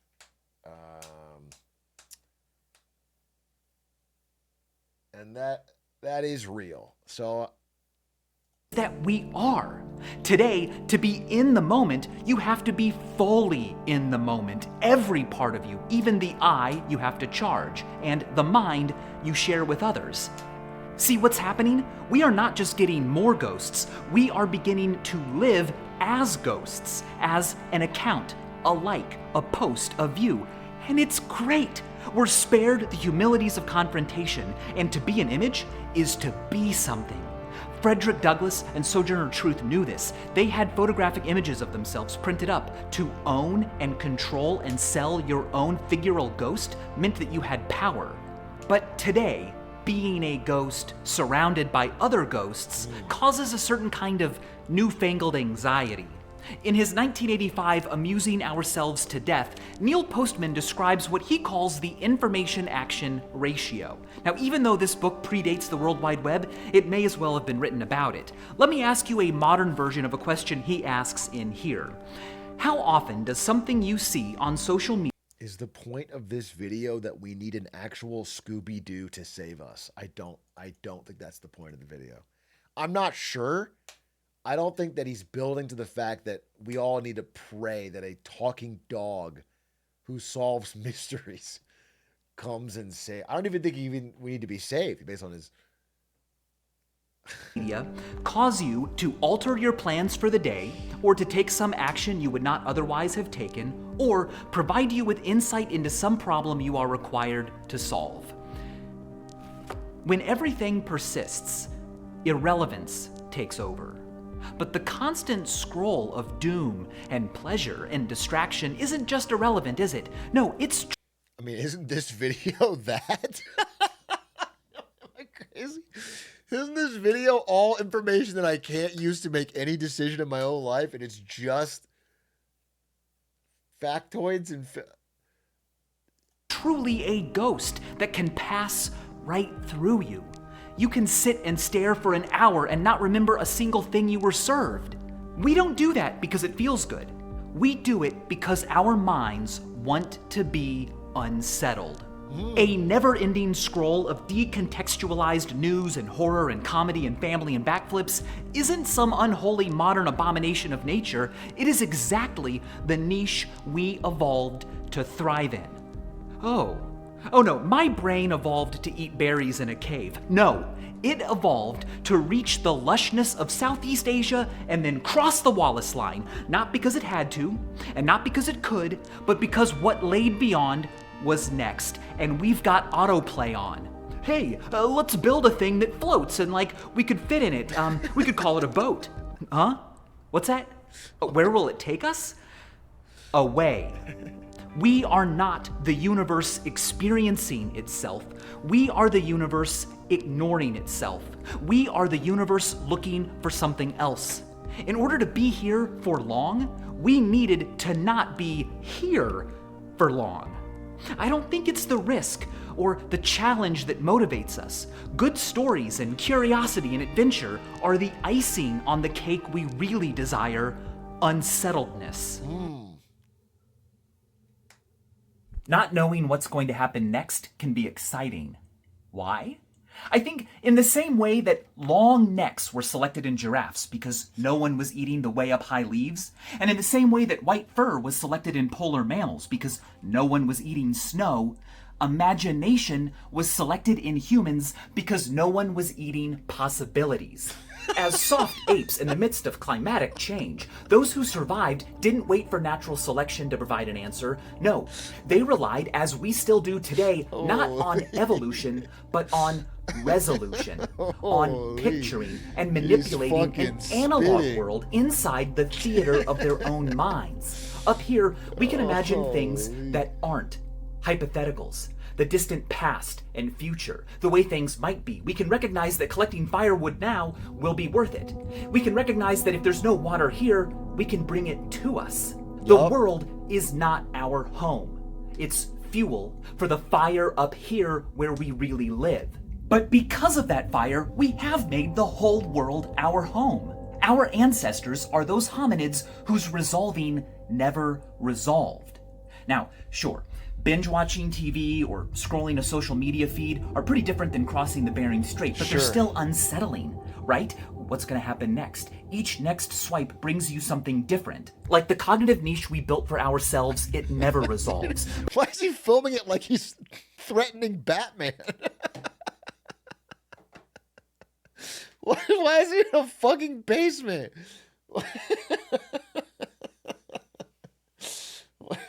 I'm getting unsettled, but I want to stop.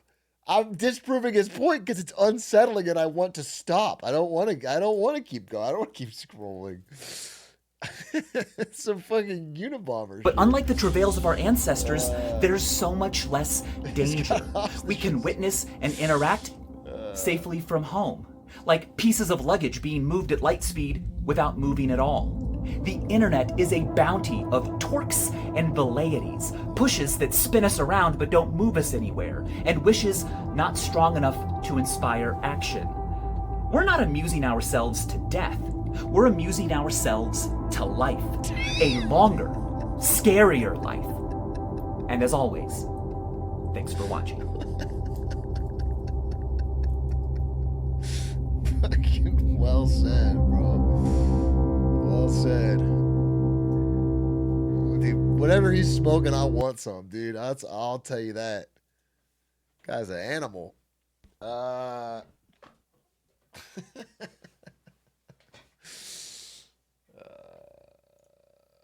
right. Can you even follow that, or is that where we're calling it? I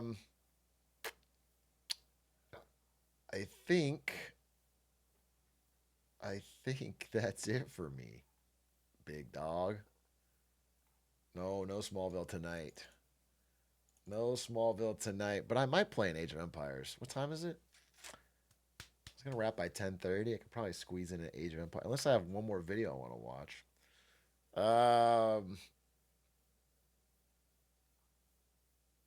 Guys, I'm getting pretty good at Age of Empires, I'll tell you that. All right, fuck it, I'll play one. Actually, I did want to watch this debt paradox fucking video, but it's 30 minutes long, so we'll do it another day. Okay, yeah, that was cool. Thanks for the recommendations, everybody. Appreciate it. I did learn some stuff today. But I would like to get, I don't know. On June 24th, 2023, this man. I want another channel. Like this channel's pretty good. I liked this Sports Farms video. But none of these look that good. I want another channel with like regularly high quality, interesting things we can learn. Johnny Harris, Does Johnny Harris have a new one? Johnny Harris. Oh, I did kind of want to watch this. 1955 versus 2025. Who actually had it better? This is me if I lived.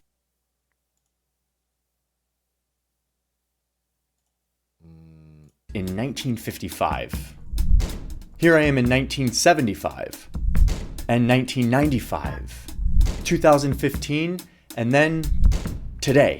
I'm going to put myself in the shoes of a middle income earner in all of these decades. To answer... Like, I want to watch it because I'm actually interested. My thoughts going in are that while the middle class was probably larger and more thriving in 55, 65, I think the standard that we want is higher. My assumption is that people want like the default house people want is larger. Like I'm sure the standard of living was lower back then.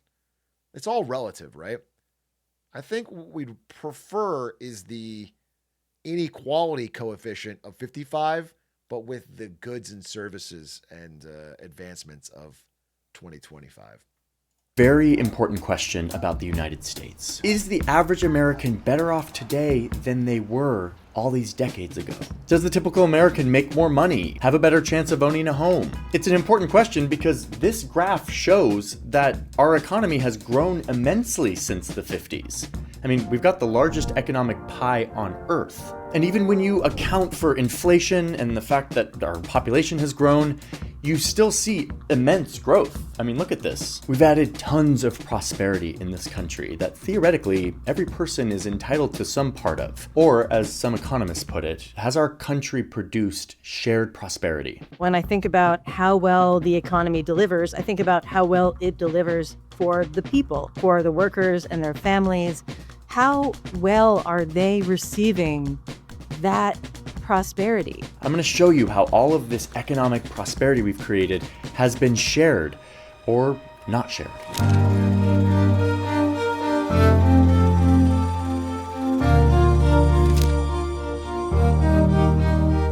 And in all of this, I want to get to the bottom of perhaps one of the most important questions in our country, which is everyone able to move up? If they work hard enough or if they get educated, can you climb the economic ladder here? Are you going to do better than your parents? Can you reach higher levels of income? Can you change your relative position? The American dream, we sometimes call it. A, quote, dream of a better, richer, happier life for all citizens of every rank. Is that still alive? And if not, why? I believe that answering these key questions is incredibly important for the future of this country, which is why we've been deep in all of the data, and I'm going to try to lay it out as clearly as possible by traveling through time. As always, all of the assertions in this video are fact-checked and linked in our sources. So with that, let's start traveling back in time. Can we get the past? Why, of course you can. Okay, so I'm traveling back towards the 1950s. As we move through time, I'm going to be keeping an eye on this main graph. This graph is kind of our anchor. It will be showing how the economy has grown over time. And again, it's adjusted for prices and population growth. When this graph goes up, it means that there's more economic prosperity to go around. We're gonna see how it gets divided up. And for each decade, I'm gonna be looking at these 4 economic indicators. Am I making more money? Can I afford a house? Is this economic growth being shared equally by everyone? And how likely am I to be making more than my parents? Oh look, we're arriving to the 1950s. So it's the 1950s here in America, and I, the middle income earner, have just returned from fighting in the most devastating war of human history. Nice. But we Americans came out on top, and our economy is booming. I work in this car factory. It's one of the many factories that was converted from making weapons to now making valuable stuff that we're shipping around the world. Our country is getting rich. I am making an average income. So my income right now is $4,400. In today's money, that's more like $41,000. We're going to adjust everything for modern dollars, in this case, 2023 dollars. Prices are higher these days, so our money's more valuable to make it all make sense. Okay, wait, pause. I'm not going to do that every single time, like talk about the inflation. I'm just going to say everything from now on in modern dollars. It'll allow us to compare a lot easier between the decades. Okay, with that, let's get all the magic going again. Okay. Pretty cool, right? Let's meet my family. So my wife doesn't work. Only a third of women did back then. And really, she doesn't need to. My factory job supports the whole family. And look, I own that home. I paid $84,000 for this thing, again in modern dollars. That's actually not that much more than my yearly salary. This is considered... Damn. Zoomers just gotta work harder, bro. I'm sorry. If you can't get a house, just fucking work harder. I don't know what to tell you. Just fucking put the effort in. I don't understand. It just feels like if you're a broke boy, just say so. Yeah. It's just sheer laziness is what it is. Imagine not buying a house imagine not going back 50 years and buying a house for $84,000. Very affordable. And a major reason why is because the government is helping me pay for a lot of this. And they've got the cash to do it. I mean, look at the top tax rate for the rich. So a booming economy and all this tax revenue means that the government is helping build all of these suburban homes, and is giving us veterans good deals on mortgages so that we can get in on the prospering U.S. economy, start building wealth by owning a home. Our returning serviceman who was starting his own business would get a financial boost from the government. Our money would be advanced to buy property or a home. We're coming out of World War II. There are absolutely lots of public programs. Policymakers today and back then had a lot to do with how typical workers and their families were doing. Okay, so the economy is booming. Let's see how all of this prosperity is being shared. And for that, I'm going to show you this amazing graph. I love this graph. We're going to see it over the decades, and it tells a very useful story. Okay. This is my income, the median earner. Here's the income of the top earners, and this line is the low income in America. And down here is like years. Okay, watch what happens. Ready, go. Hey, we're all doing well. Look at this. Look what's happening. All three of these income brackets are increasing their income at the same rate. We are all getting in on this prosperity. We are sharing the spoils of a booming economy. Nice. In the roughly 2-3 decades after World War II, we saw what I would consider broadly shared prosperity. As the economy grew, as workers became more productive, workers across the board were actually seeing gains in their living standards. This is a great indicator that income equality in the United States is good and healthy. Okay, last thing for the 1950s, let's check in on the American dream. Can I move up the ladder? And there's a really nice data set for this that says that I am nearly 100% likely to earn more than my parents. There is upward motion in the economy. The American dream is alive, at least for me, which is an important caveat here. Women were mostly left out of this economic version of the American dream, and so were people who weren't white. Like Black Americans, 10% of the population, over 1 million of whom fought in the war, but upon returning were met with these custom maps that were drawn to determine where they could and could not buy homes. They were largely left out of all of this government help that allowed me to get education and buy a home and build wealth. But if you're just looking at the numbers, the 1950s was a really good time for the median income earner. You could have a family, work in a factory, and be loaded with opportunities to move up the economic ladder, thanks to a booming economy and a bunch of government programs. So now let's move forward in time to the 1970s.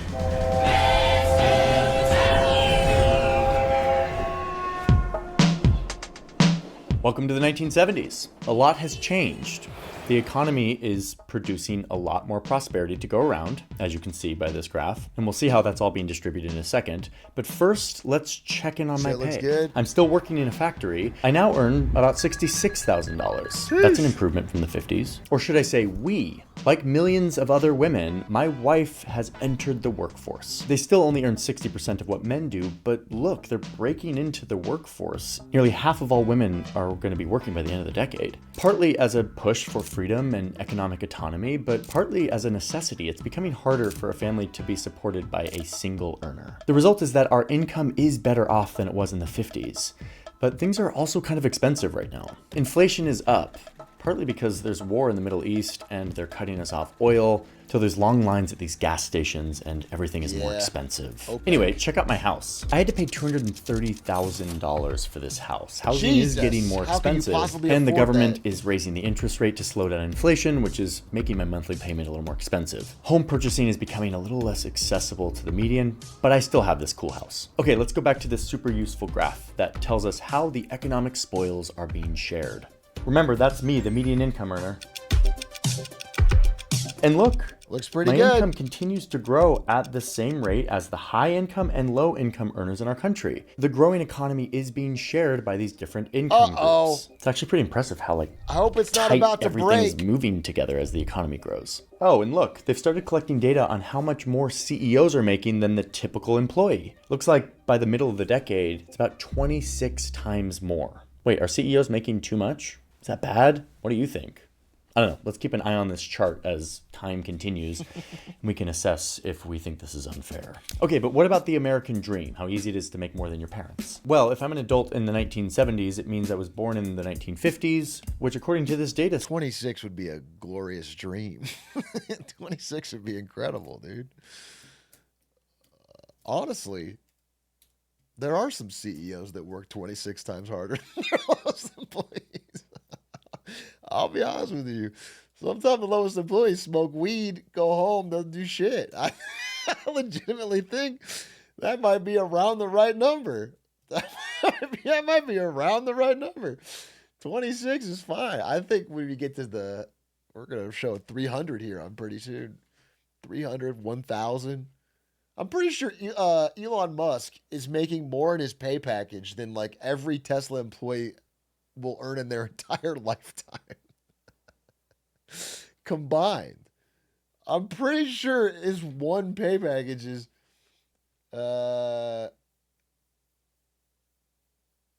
That means I'm 80% likely to earn more than my parents. I mean, pretty good. The American dream seems to be doing pretty well. So I would say that economic life in the 1970s is better for the median earner than it was in the 50s. And something that we're not covering here because we're looking at the cold hard data is that there's also a revolution happening that's making it more equal and more fair for minority groups in the United States. So these are good trends. Let's see how they continue as we move on to the 1990s.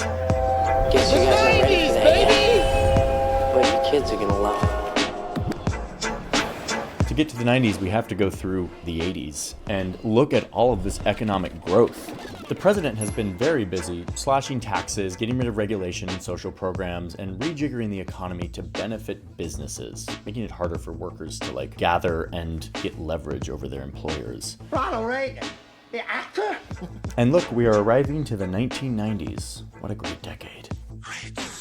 I do like the 90s. Me again, I'm out of the collage world because I gotta tell you about the sponsor of today's video, because if I didn't have sponsors, I wouldn't be able to make videos. Thank you, sir. Cheap price, no worries. Choose how much these, also protect discount. Again, that's Saley.Get back stoked. We enter the 1990s with this little recession. We're getting ready for a big surge of more growth thanks to the rise of the internet. Remember, I am still playing the role of the middle income earner, okay? So it's not like I was born back in the 50s and I've been growing up. Was Reagan a good actor? No one really talks about that part of his career. Reagan never gets his flowers for his acting. You know what I'm saying? A young adult who is the middle income earner. How am I doing? So I still work at a factory. America is still a manufacturing powerhouse here in the 90s, though that is literally right about to change. I wish I could warn myself. My household brings in $76,000 a year, which is definitely better than the 50s and 60s, but you can kind of see that things are flattening out. And in fact, I'm not making that much more than I was in the late 70s. Check out my cool 90s house. Cost me $273,000. That's almost 4 times our yearly income. Way more expensive than in the 50s. Housing is getting a little less affordable. Okay, the economy's doing well. How are we sharing all of this economic prosperity? Remember, we started back in the 50s and we saw how the high income, the low income, and me, the middle income, we all saw similar growth in our income gains. We all got in on economic growth equally. That continued through the 70s. But wait, look what happens right here. Whoa, they're diverging. It's around the 1980s when you see the top earners start to pull away from the rest of us. Their income is going up faster than mine, and my income is going up a little faster than the low income population. Okay, that's unsettling. I like it more when we're all kind of on top of each other, growing at the same rate. We'll keep an eye on this graph, but there's a bunch of other graphs starting to come out. Another divergence happening on how productive the economy is versus how much I get paid. They're both going up at the same time. I'm more productive, I get paid more, cool. But around the same time, the same split happens. My pay starts to flatline, even as productivity continues to go up. So then there's this period that starts around 1979 in the early 80s, where we see this pulling apart between economic growth and what typical workers and their families receive from that economic growth. So who's getting in on all this extra productivity? This growth? I mean, she said 79. You could say it was 71 when Nixon gets us off the gold standard. You could say that's a fucking split point. When we can start printing money freely and the government can run deficits with no cost. That's a part of it. Part of it is Reagan and even late Carter, where they start lowering the top marginal tax rate so that those at the top can begin snowballing easier. Part of it is breaking the back of union membership so that unions can no longer be a countervailing point to large corporations and fight for better wage increases to keep up with productivity. those are a toxic cocktail, all three of them. That's happening in our economy, if not me. Well, let's check in on those CEOs. So remember back in the 70s, CEOs were making like 25 times more than the typical worker. Kind of seems like a lot. Let's see what happens here. Oh my God, look at this. Okay, whoa, by the end of the 90s, CEOs are making almost 400. Wouldn't easier deficits juice the economy short term? They did. They did, man. 80s, for example, were boom years. 100 times the typical worker. And I thought 20 times was a lot. Those at the top are receiving much larger shares of that growing economy than those at the middle or at the bottom of the wage distribution. So that pulling apart, that... Yeah, but they're making it seem like this is a problem, but really it's that CEOs in the 60s and 70s were pretty lazy. And then by the 80s, they became way harder workers. Kind of seems like a lot. Like just that. Let's see what happens here. Oh my God, look at this. Okay. Like they just started fucking putting the work in. Right around here. Right around here is when they just fucking said it's time to knuckle down and grind. Okay, whoa, by the end of the 90s, CEOs are making almost 400 times the typical worker. And I thought 20 times was a lot. Those at the top are receiving much larger shares of that growing economy than those at the middle or at the bottom of the wage distribution. So that pulling apart, that increasing economic inequality is apparent no matter how you look at it. That pie is going increasingly to the very top. Okay, but isn't inequality often seen as a byproduct of rapid economic growth? Could this be a good thing for our economy? Yes, people are getting really rich really fast, but it's because they're innovating and making our economy more productive. And plus, everything I've shown you is before taxes, guys. Friends. So like the rich pay a lot of taxes. Okay, so let's see what happens to the income of the rich people after taxes. Here we go. Oh, okay. Well, the taxes didn't do that much. There's something going on here. The rich are getting really rich really fast. I mean, what these lines all show is that 1980 was kind of this inflection point in our economy, where the top earners kind of started to get in on most of the prosperity. And yes, there are economists who argue that inequality isn't bad for an economy. It actually spurs growth and investment into the economy, and eventually that raises all boats. It trickles down. And advocates for this way of thinking say that we shouldn't focus on inequality, but instead on poverty reduction. Okay, poverty reduction? How we doing? Poverty plummeted after World War II, but you can see that at this time, in like 1980, when inequality starts to get really bad, poverty basically stays the same, goes up for a big series of years. So this is concerning, and this is my interpretation of the data. I'm sure some of you have very different interpretations, and I would love to see you down in the comments. Anyway, let's check in on the American dream. America's all about big risk, big rewards. So yeah, inequality's happening, but like if you can go from rags to riches, maybe that's very American and okay. If I was born in the 1970s, I'm now an adult in the 1990s, and the data says that 59% of us born to the middle income will out-earn our parents. Okay. So that means that The 40% Matrix! of my peers here in the middle income will earn the same or less than their parents, even as we are seeing all of this economic growth. But they I get mean, to you watch can The see Matrix, this so trend it's worth here. it. The American dream of being able to move up the ladder is becoming less and less a reality for a bigger and bigger portion of the population. Okay, so that was a big change from all the trends. Let's see what happens next. People assume that time is a strict progression of cause to effect, but actually it's more like a big ball of wibbly-wobbly, timey-wimey stuff. Okay, we're moving into the new millennium. America's fighting a couple of wars. The economy's actually doing pretty well until, whoops, whoa. The bankers got a little loosey-goosey for a couple of years, making obscene amounts of money and crashing the entire world economy. But okay, let's move on from the biggest recession of our time. We're arriving to the 2010s. Okay, This is a world Zoomers, that get in. most of us are familiar with. Let's see how the median income Toy earner Story 3. fares. I don't work in a Trump factory and anymore. Hillary. All of those jobs have dried up and been shipped to Asia. So I now work as a middle manager at an insurance company, and my household income is $81,000 a year. Which is, wait a minute, same as 1997, but wait, during this same 13-year period from 1997 to 2010, the economy grew by this much. I mean, that line's going up. The economy's making more stuff, there's more prosperity. Even when you adjust for inflation per capita, the economy grew. There should be more to go around. But my household pay is the same as it was 13 years previous. Why? Well, we'll see in a second, but first, let's talk about my house. I always love talking about my house. Look at this beauty. I can still afford a house. In fact, here in like post-recession America, housing prices are actually pretty low. The bubble burst.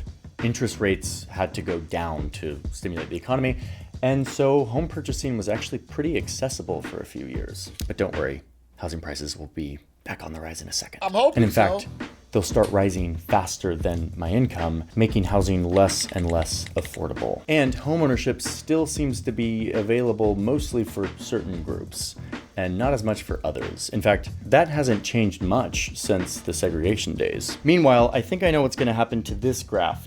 Yep. The rich are just getting richer faster than my income is going up. And my income's kind of stagnating. Okay, what about the CEOs? Did they pay a price for the big bubble person? Nope, they didn't pay. I mean, they kind of did up and down, but they're still, by the end of the decade, getting paid hundreds of times more than me. Maybe they think they are hundreds of times more productive and they deserve it? Definitely. I mean, you get the point on the inequality stuff. This is what we've been hearing about for a long time. All of these graphs have the same shape. This great divergence that happens in the 80s, where the economy is growing, but the wages for the average person just kind of flatten, while the top earners just sort of get in on all of that prosperity. Okay, but the American dream, you can climb the ladder, right? So if you're born in the 1980s, which I was, you're now an adult in the 2010s, and it looks like, for the median earner, the majority of us will earn the same or less than our parents. Yeah, this is a... Wow, it's interesting. It's like right after the boomers. It's the generations right after the boomers when they stop. It's almost like the boomers peaked the income, took over the government, and made every single policy from then on keeping their assets and their wealth going. And then the rest of us are slowly adjusting to an increasingly lower quality of life while they desperately cling on to this fucking earth and all of the hoarded wealth.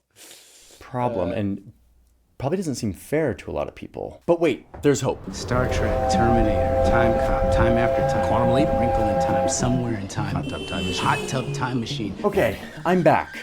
2025, that's when I'm making this video. So that's modern day for me. We went through a pandemic, the economy kind of got freaked out for a little bit, and the median income earner actually started to see some gains after years and years of flatlining. So you do see some potential movement here, some hope. But let's get back to the original question that we started this video with. Is the average American better off now than they were back in the 50s and over these decades that we talked about? In a lot of ways, the answer is yes. Especially if you are a woman or not white, then the answer is yes, at least in terms of economic opportunity. But what we've seen on this journey is that the American economy has produced an incredible amount of prosperity and growth over these last 7 decades. And that was shared broadly by all of us for a time. But in the last 30, 40 years, the data is very clear that the fruits of the economic growth these days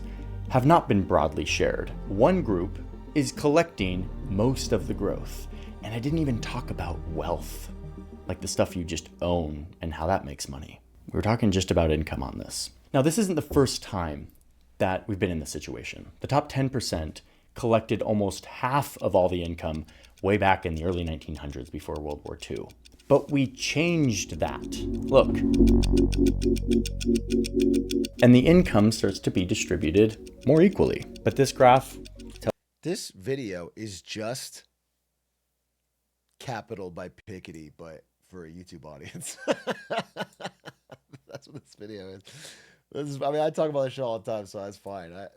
It's funny. I think you literally just fucking tells the same story. Look, 1980, boom, here it goes. summarized it. We're back.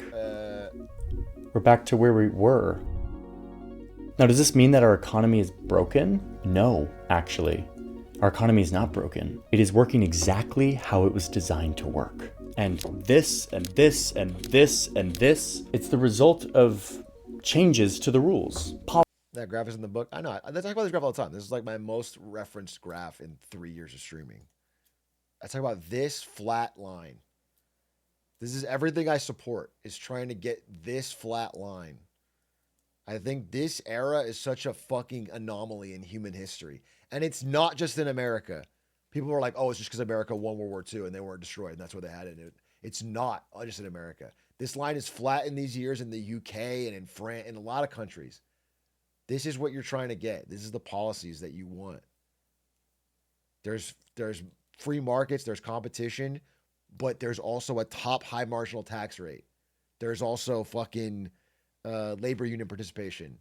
It's a good blend, and it worked, and it fucking was successful for 30 years.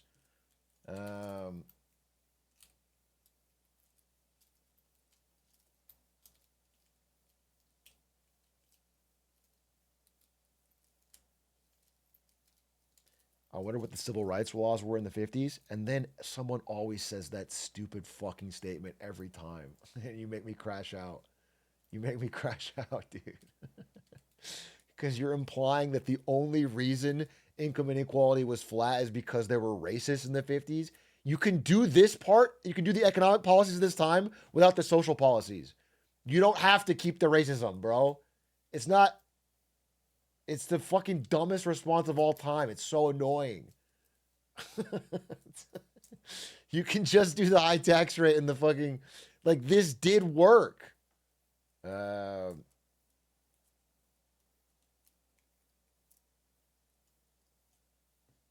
secret was racism.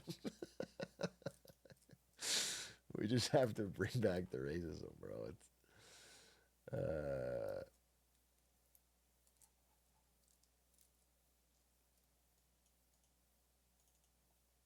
Now, does this mean that our economy is broken? No, actually. Our economy is not broken. It is working exactly how it was designed to work. And this, and this, and this, and this, it's the result of changes to the rules, policies that end up determining who gets the money and who doesn't. These policies are made by people that we elect. And if we don't think that this is fair, we have the power to pressure them to design a system that is fair. Now, the medium income earner doesn't have nearly as much power these days. The top income earners and the corporations have really gotten their foot in the door for the people who have the power to set the rules. So it's harder than ever, but this still is a democracy. And if we don't think a system is fair, we still have the power to pressure our politicians to change it. And it's not actually just about income inequality. Yes, that has risen. The rich get richer much faster. It's also about the American dream, this idea of being able to move up. If you get educated, if you work hard, as inequality has gone up, the American dream has gone down. These graphs are built on robust data, and this is the story that it tells. The rungs of the economic ladder have gotten wider and wider apart. And that American dream, ironically a term coined by a rich investment banker born into a rich family in New York City, that dream is looking more and more like a myth.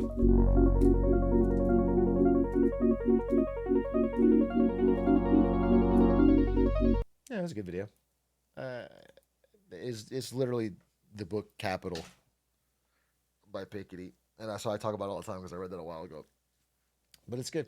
It's good. I think if there's just one takeaway, it's this fucking graph. 1980, boom, here.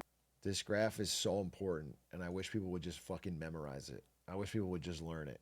And look up the same graph for a ton of countries.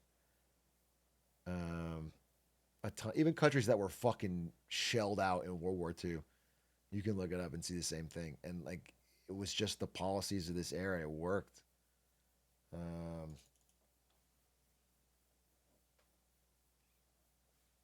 If you love the graph so much, why don't you marry it? I am already taken. I'm already taken. But on my hall pass, it's this graph. If I ever meet this graph IRL, Ari's giving me the hall pass.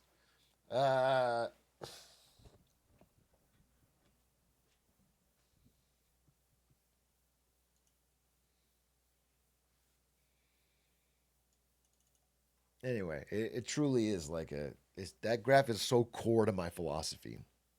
That's how I think and what I think is important and the people I want to vote for. And because, again, if you read like The Great Leveler or other things, this period, this flat period, it doesn't exist like anywhere, ever. To have 30 years of flat income inequality just doesn't happen in the world. Humans never have this. It was such a beautiful mixture of things. So it's just like that. That is something we should study and look at and try to.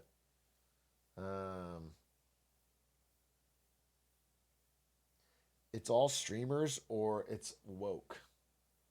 Yeah, true. You're right. Then civil rights had to ruin it all. Womp womp. There's this beautiful era before civil rights. That was what fucking destroyed it. Yeah, no, good point.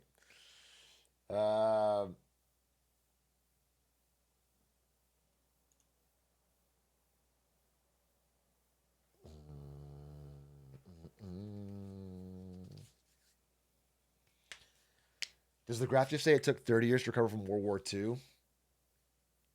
Dude, America was recovered from World War II by here. I promise you that, dude. We were not still recovering from World War II in the fucking 70s and 80s. It's not. You could just look at what happened right here.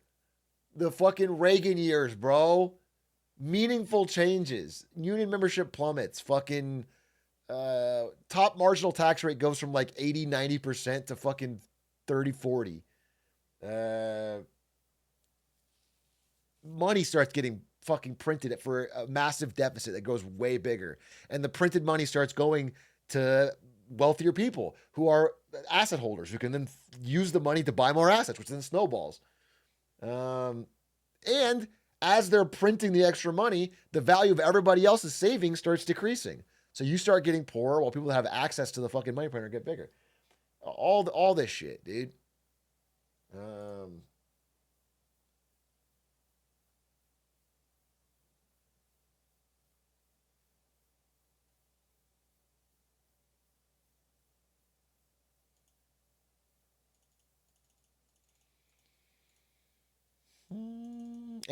Anyway, that's it. Chat, that's probably it for me today. Yeah, it's 11. I'm going to go hang out with Ari. Thanks for watching W Stream. I'll be back on Monday with ideally a presentation. I might do a Sunday Small. I'm not promising anything, but I might do a Sunday Smallville tomorrow night after I play basketball. Like, I do want to watch it, so it's not that crazy. I might. Yeah, TBD. It depends on when I get back from basketball, but I think that'd be fun. Anyway, good night. Thanks for watching. Goodbye.